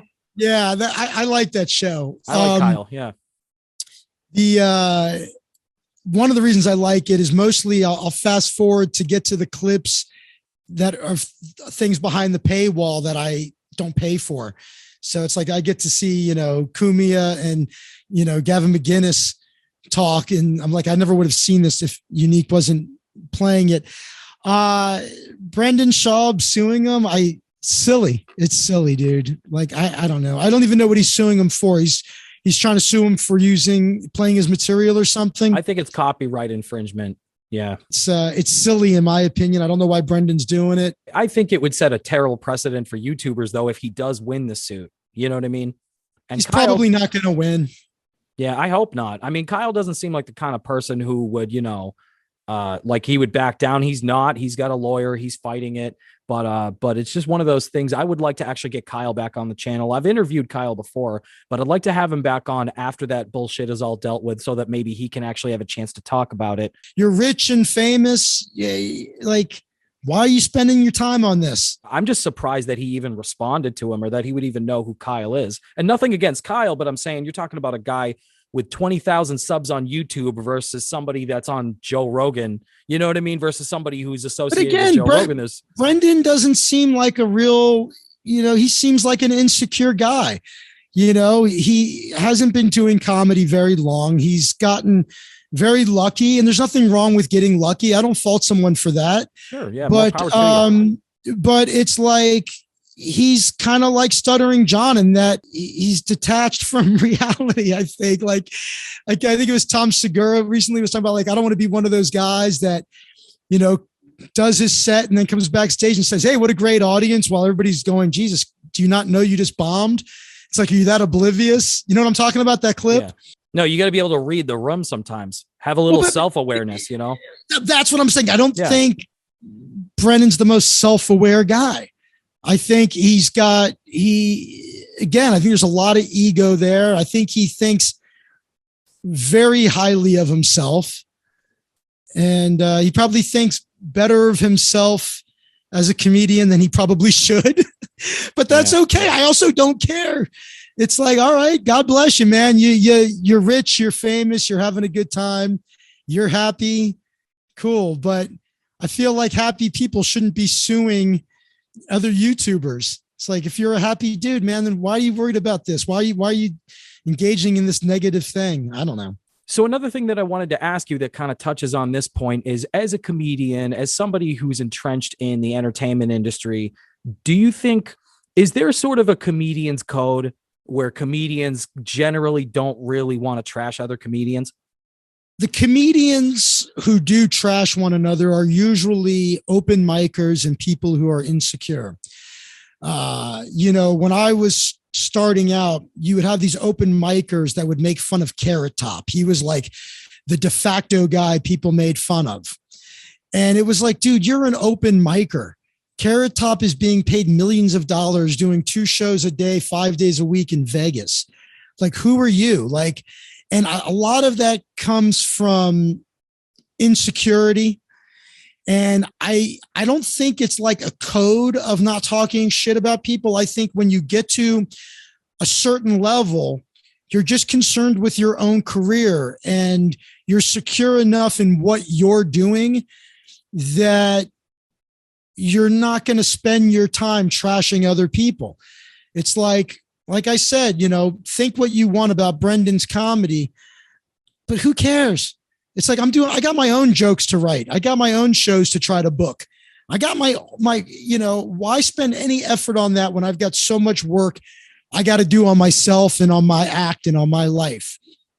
So I think there are a lot of comedians who trash other comedians, but they're usually the unsuccessful ones. I think the successful ones don't do it not because of a code, but because they know it's a waste of time. I will say that for some reason in the magic community, it's the opposite. Magicians are horrible, horrible, horrible people when it comes to trashing one another. Really? They trash each other constantly. They're all jealous of each other. It's some of my best friends are magicians, but on the whole, the magic community is a dumpster fire. And way worse than the comedy community. That's it's surprising. Not even close. I would never have thought that. That's very interesting that you say. Wow.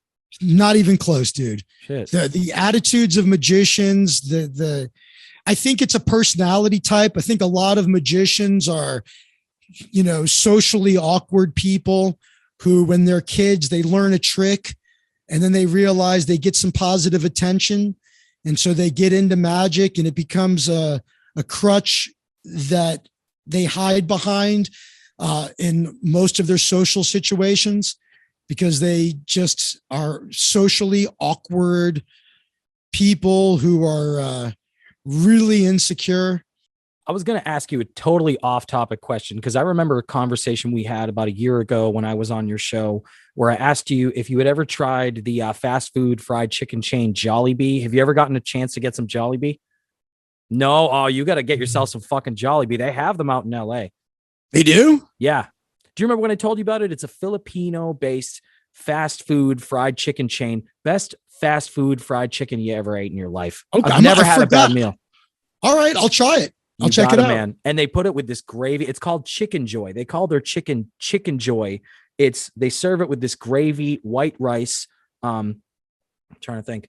They have this dish that's called Jolly Spaghetti, where it's spaghetti with cheese on top of it and like the sweet banana ketchup sauce and chopped up hot dogs. I don't know if that's your thing, but it's good. It's good stoner food, definitely. Have you ever had awesome. Have you ever had Skyline chili? You ever have Cincinnati chili? No, I did go to the Boathouse in Montgomery Inn though for ribs in Cincinnati. Oh, okay. Famous rib place in Cincinnati, the Boathouse in Montgomery Inn. I like ribs. The Montgomery Inn Boathouse, whatever it's called. It was years ago. Barbecue ribs, that's my favorite food in the world. So growing up, I always thought that Ohio was kind of like Boston, but it's nothing like Massachusetts. I can't remember if I've ever had I know Skyline chili. It's half of my family was born in Cincinnati, and cool. But I've only been there one time, and but I'm feeling like maybe I had Skyline chili somewhere else, like in Vegas or something, but I don't think I ever had it. I just know I had the ribs there. Yeah, it's really good. It's definitely a Cincinnati cultural phenomenon. But so basically, what it is it's this dark, sweet, spicy chili with like a molassesy, you know what I'm talking about? Like a very brown sugar kind of flavor profile to it. And then they put cinnamon in it, and then they top it with spaghetti, and then they top it with like a pound of this neon shredded cheese. If you're, I don't know, you seem like a kind of a healthy eating kind of guy. So maybe this would be something that would be a splurge move on your part. You know what I mean? This might not be That's what I try to do. I try to do everything right most of the week and then like do a cheat day. That's the way to do it. You get the best of both worlds, and you probably feel better than most people do. You know, you feel like shit. What's great about having a cheat day is if you do everything right, if you're exercising and eating right all week, the one day you don't feel guilty about it. You're like, it's just one day. And so you can enjoy it guilt-free as opposed to every time you eat feeling guilty, like, oh, I really got to change this, you know? That's the thing is since the pandemic, I've gotten back to the gym, gotten back to my workout routine. I run every day. I feel great, but I need to do something about my diet because my diet is fucking garbage. I drink soda all the time. I don't do hard drugs or anything like that, but it's just with me, it's the fucking soda. I got to quit it. If I'm not drinking Captain Morgan and Coke, you'll never see me just like go to a restaurant and order a soda. That shit hasn't happened since I was 11. I'm jealous of you, man, because it's the worst possible fucking thing you can do to yourself. You know how much sugar there is in that shit, especially Mountain Dew. It's like 50 grams of sugar. And the biggest culprit is orange soda and grape soda. It's unfathomable how much fucking sugar they can dissolve into such a small amount of liquid. And if you were to eat that sugar, by the spoonful, you'd puke after like 2 spoonfuls. But for some reason, when you add acid, citric acid and all that shit, it's the most delicious thing. But I grew up on soda, so I got to really get serious about my diet. It's not something I'm looking forward to, but you want to get serious about your diet, get the Sam Harris Waking Up app and start meditating, because through mindfulness, your entire life will improve. You'll start to pay attention. And when you pay attention, you will make better decisions. So you are an avid jiu-jitsu person who studies under Eddie Bravo. How did you get into that? And how did you get hooked up with that group of people? I had some issues with anxiety and depression, probably my whole life, but didn't really know it. When I looked back, I realized there were some moments where I had panic attacks, and I didn't know that's what they were. And it wasn't like something that happened all the time. It happened, but it wasn't debilitating or anything like that. I was coming home late, and then I trying to remember the order of this. I guess I started having a lot more anxiety. And if you have anxiety, you almost always have depression. But for me, probably earlier in the life, the depression was more prevalent and the anxiety was less often. And then it switched where I was having a lot of issues with anxiety. And I was coming home late night from doing a show one night. It's a very long story, but to make it short, these 2 guys randomly beat me up. They just attacked me right in front of my apartment building. And one of them beat me unconscious, and holy fuck, dude, shit. Yeah, it was horrible. And that kind of was the straw that broke the camel's back. I had full-fledged like PTSD and I'd be in my apartment. I would see a girl walking her dog and I'd be like, wow, how is she out there doing that? Doesn't she know what's going on in the world? You know? That's fucking traumatic, dude. I'm sorry that happened to you. That's and I was in bed, unable to get out of bed, flipping through TV, and I see this infomercial, and I start hearing people describing exactly what I'm going through. They're like a firefighter talking about what he was dealing with, and I'm like, is that what I have? I have anxiety, and I had no money at the time, and so I actually found like a torrent somewhere and was able to pirate her attacking anxiety and depression course that she was selling on this infomercial. I joined the YMCA. I used to work out a lot, but I hadn't worked out for a few years. So I joined the YMCA, and after a few weeks, I was like really bored. And I'm like, this is probably why I don't work out, like why I stopped working out. It's just boring. I'm like, I want to find an activity that would be fun, that would keep me working out. And so maybe, I did martial arts growing up as a kid, different, karate and Wing Chun and stuff. And maybe I'll get into a martial art again. And as a matter of fact, I used to be the house magician at a restaurant in Beverly Hills called Crusade. It's still there, really well-known high-end restaurant.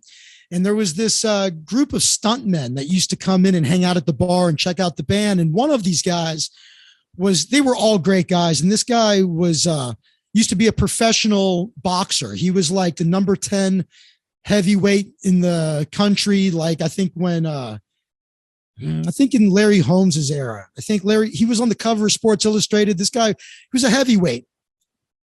I told him what happened to me, and I told him how fucked up I was and this anxiety I was feeling. He said, let me show you something. He took his tongue and he pushed on his teeth and pulled out this bridge. And he showed me that most of his teeth were fake. His teeth were all fucking gone. He said, when I was a kid, it's like, I think he was 13 or something like that.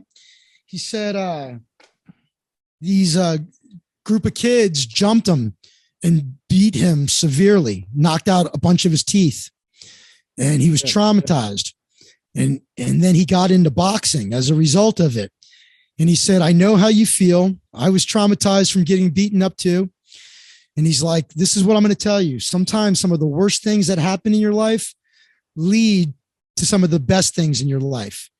He goes, so even though this is a horrible thing that happened to you, it could result in some really good things. Depends on how you use it. That's an amazing fucking outlook to have. Yeah. Yeah. And so he was interested. He knew a Jeet Kune Do instructor. And he's like, I know a great guy that teaches Jeet Kune Do. And which is Jeet Kune Do was kind of the original MMA. It was a system that combined lots of different martial arts together. And it was more of a philosophy than a martial art, and the philosophy of lots of martial arts. But I knew Joe Rogan from the Comedy Store. I didn't know him real well, but I knew him. And started thinking, because the Comedy Store was the first place I ever performed when I moved to LA. I moved to LA in 2000. And the first time I performed at the store was, I think, either late 2000 or early 2001. I would see Joe at the Comedy Store, and I knew that he was into jiu-jitsu. He had talked about it, but I couldn't remember exactly what it was. I'm like, maybe I should look into that martial art Joe does. And I'm like, I'm pretty sure it's like the thing that people in the UFC use, because I was into the UFC. And I was like, it's like that grappling stuff. It's like jiu-jitsu, I think. So I had to do a little research. I was like, yeah, it's jiu-jitsu. That's what they do in the UFC, that everybody says that's like the best martial art. So then I started researching jiu-jitsu, and I found out that there was two types. There was gi and no gi. Gi is like the little pajamas they wear. And then there was no gi with that, where it's just like like a rash guard, what we call a rash guard, like an Under Armour shirt. We call those rash guards. They call them that because surfers wear them under their wetsuits. And so in gi jiu-jitsu, that the uniform, the gi, is part of, it's like a weapon. It's like it provides you can choke people with the collar of the gi. And it also provides you with handles, right? Like, so you can hold on to somebody's sleeve. Whereas in no gi jujitsu, you control their wrist. You're holding their wrist. In gi jujitsu, you could control their wrist, or you could wrap around their sleeve to control that hand. So I'm doing this research and I'm like, all right, I think I would rather do no gi instead of gi. So I typed in no gi jujitsu Santa Monica, looking for a no gi jujitsu school. The closest place to me was a place in Hollywood called Legends MMA Gym. And the head instructor was Eddie Bravo. So I do a search, Eddie Bravo, no gi jujitsu, and Eddie's Wikipedia page came up. So I read the Wikipedia page and it says notable students. One of them was Joe Rogan.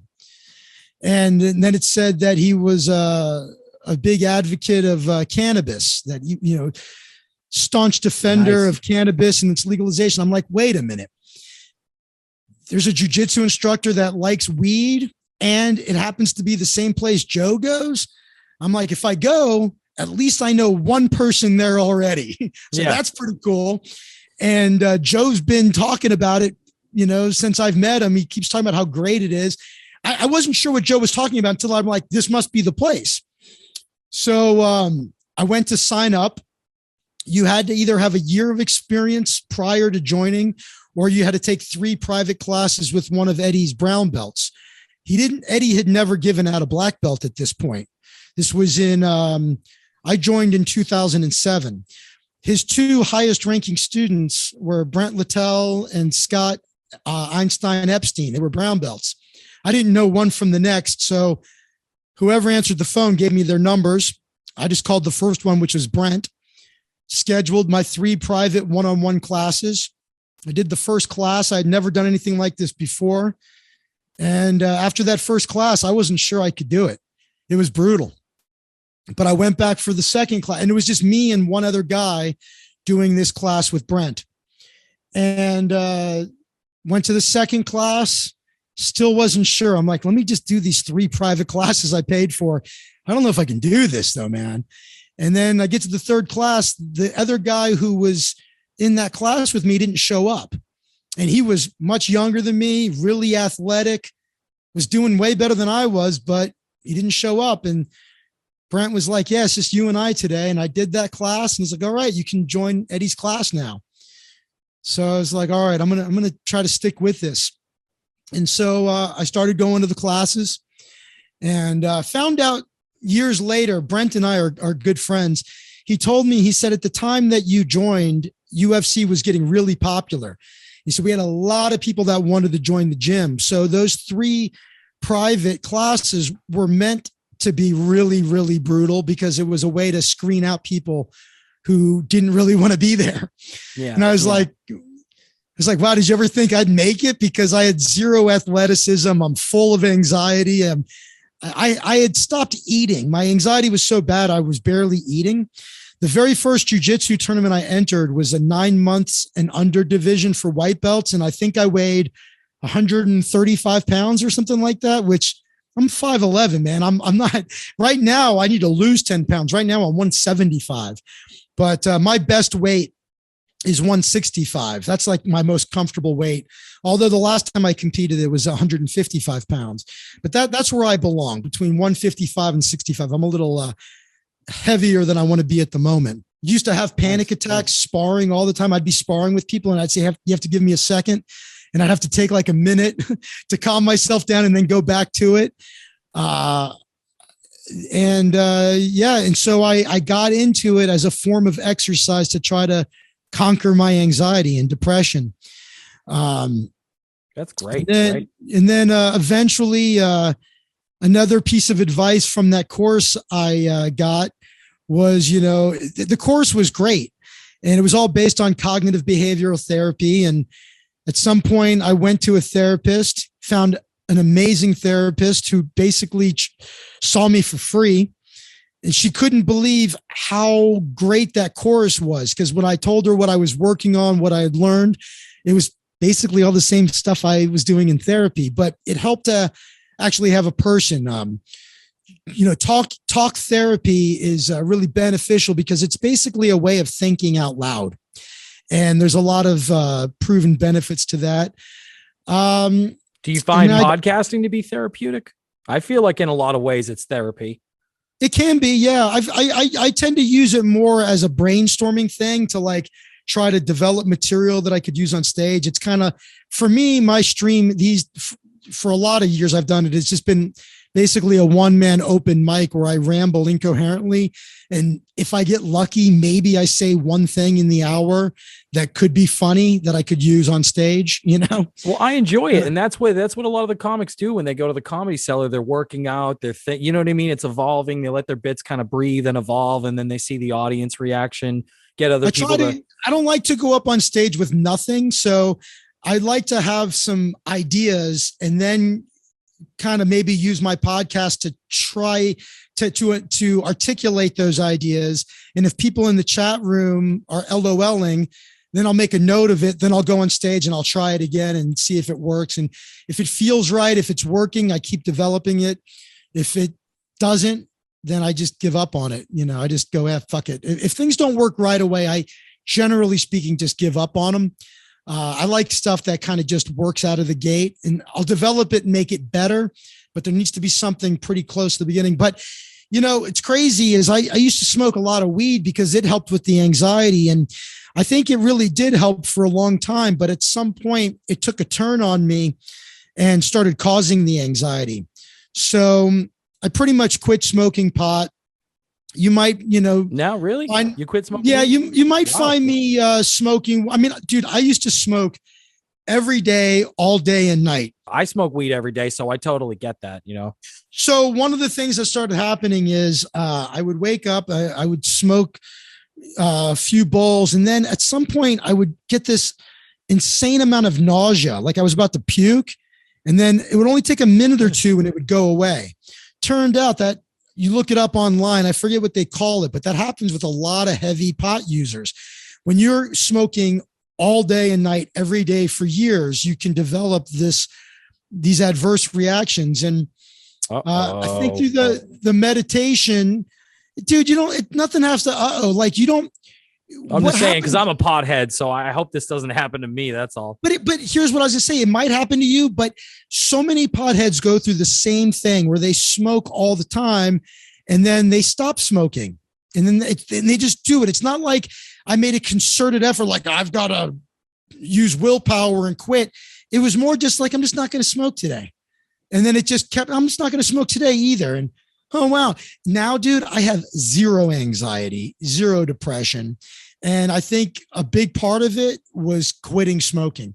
It's not like I'll never smoke under the right circumstances. Maybe I'll take a hit, but I generally don't smoke anymore. So I think it's a combination of jiu-jitsu, meditation, and not smoking pot. I have zero anxiety, zero depression. That shit is all gone. You just made me realize that I don't think I want to get better because I've been smoking weed every day since fucking 2003. And it's like, I just sitting here and fathoming, I appreciate, you're right. I mean, that probably would benefit me too, but I'm sitting here and thinking, I don't think I could do that. I'm in awe of you. That's awesome that you can make that change. Yeah. But I felt the same way, dude. And like I said, I didn't sit down and make the change. It just happened. It was a weird thing. It just wasn't. Also, dude, I wasn't getting high anymore because I smoked so much that it just was kind of a normal thing I did, but nobody ever knew I was high because it didn't really work anymore. But when I stopped smoking, one of the benefits is that if I do smoke, I get really fucking high now.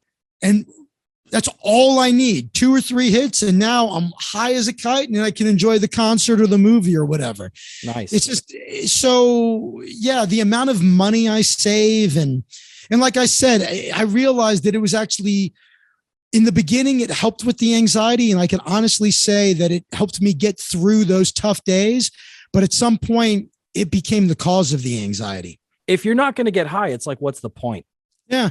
And I would know, and I know what it's like to think, to love weed so much and to never imagine quitting. And I know exactly how that feels. And like I said, I didn't say, you know what, I'm going to quit smoking pot. I did try that once years ago and I stopped for 9 months And that was more of a willpower thing. And then I went right back to smoking, probably more than ever. Yeah. This time was different.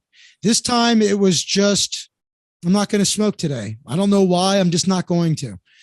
And I'll tell you though, the withdrawals are a real thing. People don't think there's withdrawals. Those are people that never smoked heavily. Definitely psychological withdrawals. There are physical withdrawals too. Physical withdrawals. Oh, wow. 1,000%. Look it up on YouTube. You will find thousands of videos of people who were heavy smokers who quit, and the physical withdrawals were the most brutal part of it, not the psychological withdrawals. I felt like I had the flu for 2 weeks. I went through boxes of tissues, blowing my nose, sneezing, coughing up black shit, just all that stuff that you clean out of your bong or your pipe is all in your lungs. Which is probably good. That's probably your body cleansing itself. So that's, well, you have these little hairs called celias. Celia, yeah. And they grow back, and they're like the filters of your lungs, and the heat from smoking burns them away. And when they grow back, there's this irritation. So don't believe anybody that says there's no physical withdrawals of weed. That is an out and out lie. Can you tell me about your experience with DMT? It's fucking amazing. Dude, I still love psychedelics. I've got mushrooms in my closet as we speak. Not growing. Nice. I mean, in a jar in my closet. Nice.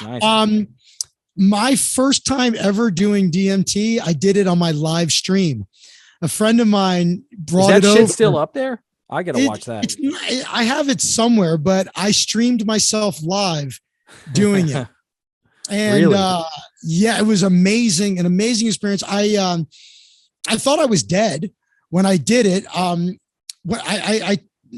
took the biggest hit I could, held it, and repeated that. And I think about halfway through the third hit is about as far as I got before I launched out into outer space. And did you talk to the aliens?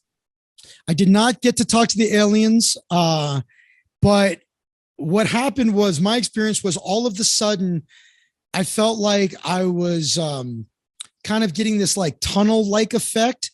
And my entire room, it was like I could see the circuitry of the universe. And I literally mean circuitry. It felt like I was looking at like motherboards and wires and stuff.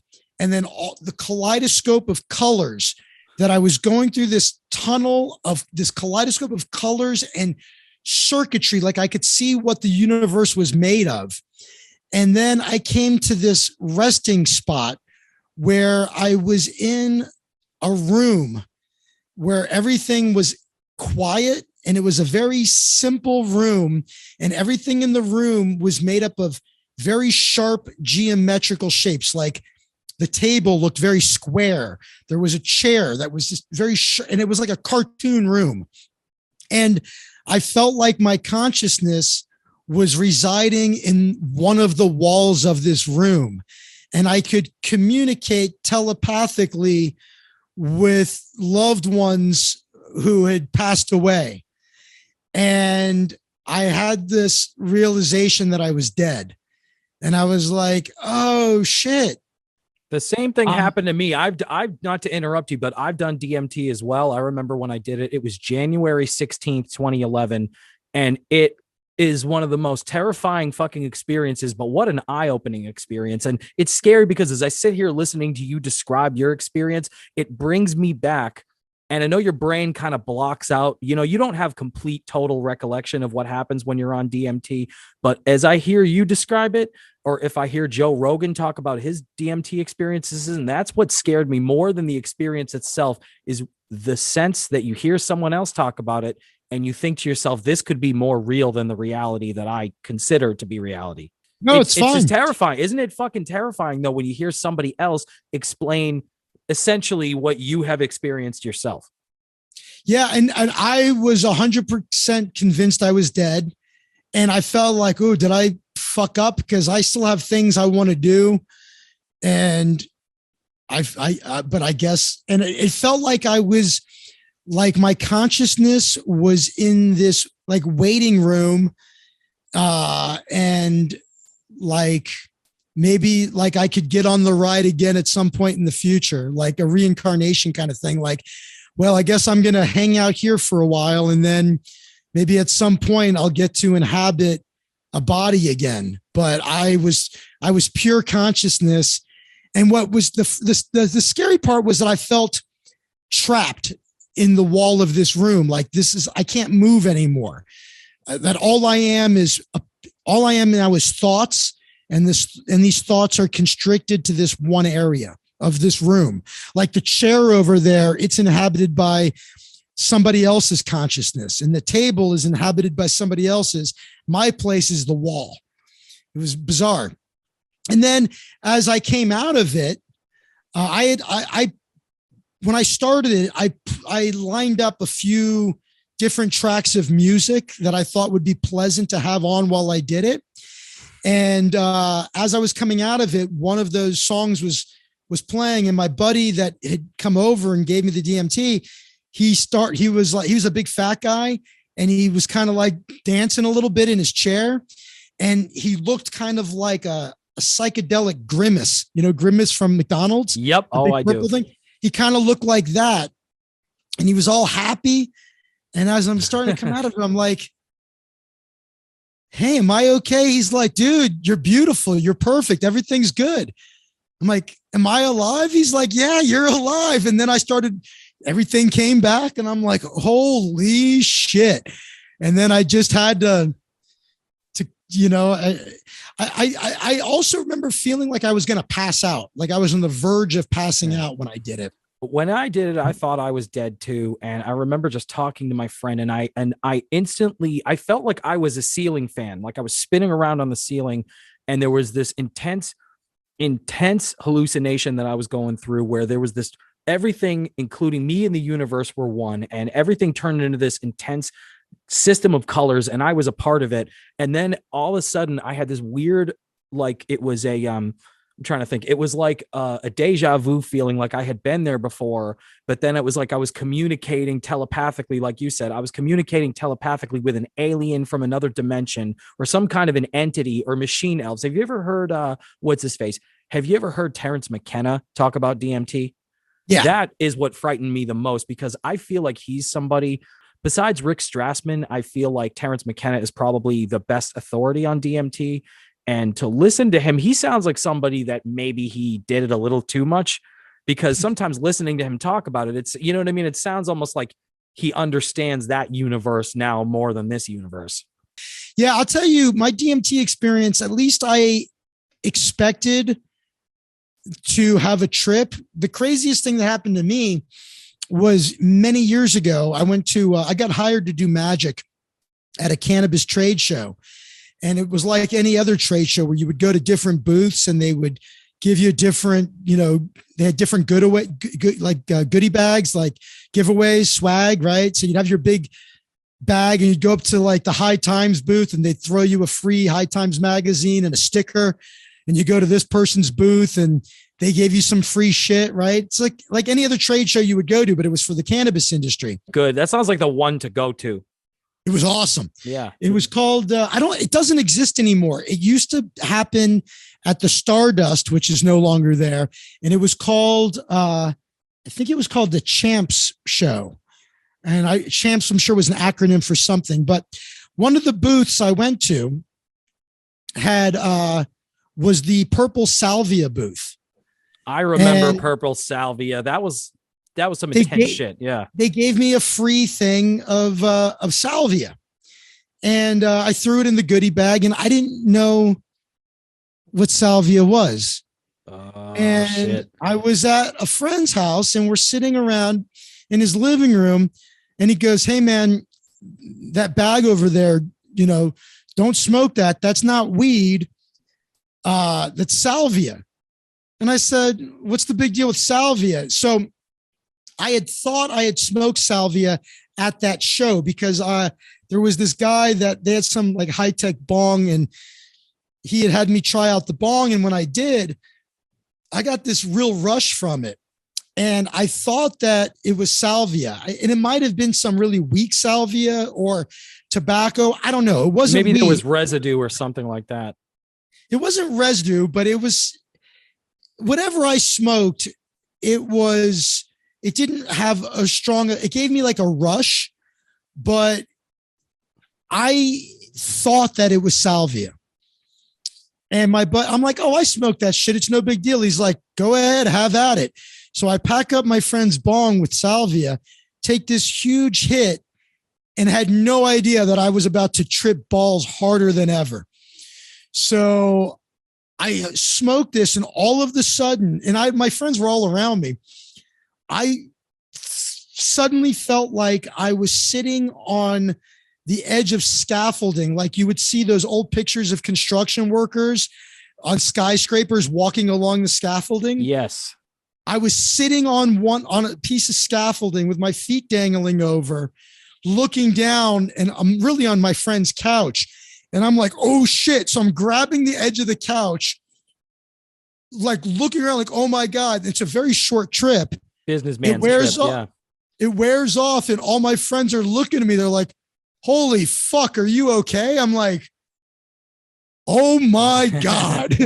I just got blasted into the fifth dimension. They're like, really? I'm like, I thought I had smoked Salvia before, but I guess I have not, because that is the hardest I've ever tripped in my life.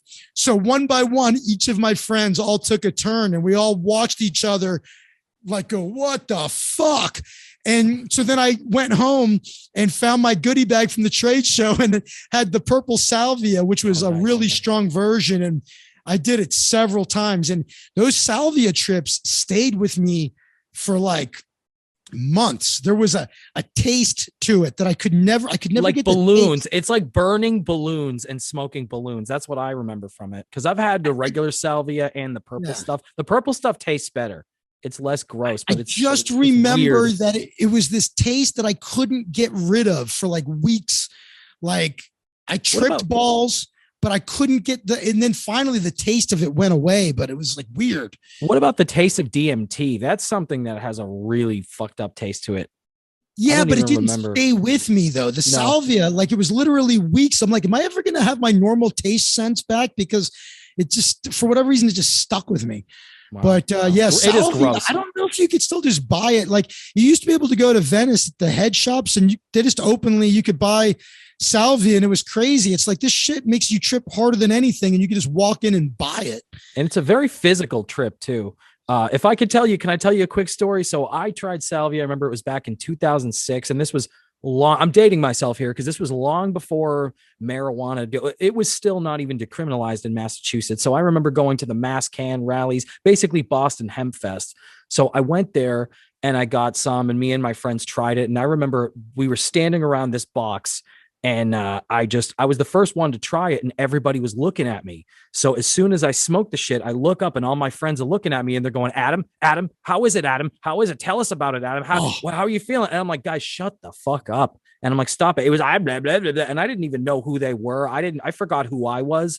And then I look right as I'm coming down, as I start to kind of come back to earth, I just look at my friends, and we're standing around this weird box, and I just grab the box and I go, you guys control this box and everything east of it.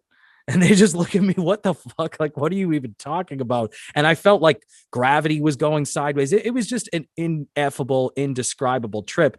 And then there was another day, and it was the same. I was living in an apartment. I had a couple of roommates, and they worked at a restaurant. So they were always bringing people, coworkers. Like our house was a constant frat party. There were always people coming in and out. So there was this group of my roommate James's friends, and there was this girl, and I was talking to them about Salvia, and they were like, oh, I'd like to try it. And I said, well, I got some left over. If you guys want to try it right now, why don't we smoke it? And, we'll trip and we'll do Salvia right now. And they're like, oh, awesome. And everybody's all excited. The mood in the room it was like a party, everyone's, yeah, we're going to fucking trip. We're going to try this new thing. So everybody smokes it, and everybody has the same experience. Whoa, this is fucking crazy. So the girl tries it, right? So the girl smokes the shit. She flips out. She has a panic attack. She starts crying. I need to move back home. What am I doing with my life, and this and that? And, blah, blah, blah. And all the guys are simping for her because they all want to get in her pants, right? So they're like, oh no, Katie, it's okay. You're okay. And then they look over at me and I just start laughing. And I'm like, this is bullshit. I don't know. It was just absurd to me. It was fun. It just struck me as funny. It's just one of those, because it was the irony. 1 minute I'm like the hero and everyone's like, yeah, we're all going to do Salvia. And then she, so I just started laughing. And then I look over at my other roommate, Mark, and he starts cracking up and he's like, fuck you, Adam. Because, we don't want to make her feel bad. She's already having a fucking mental breakdown over the shit. So then me and him, we just start laughing. So we just run out of the apartment, just and then my other roommate, the one who's friends with the girl, walks out of the apartment. He was pissed. He was not happy with us. And he's like, no, why are you laughing at her, dude? And I'm like, it's fucking funny. The girl can't handle her fucking drugs. I mean, what am I supposed to do? It's not my fault.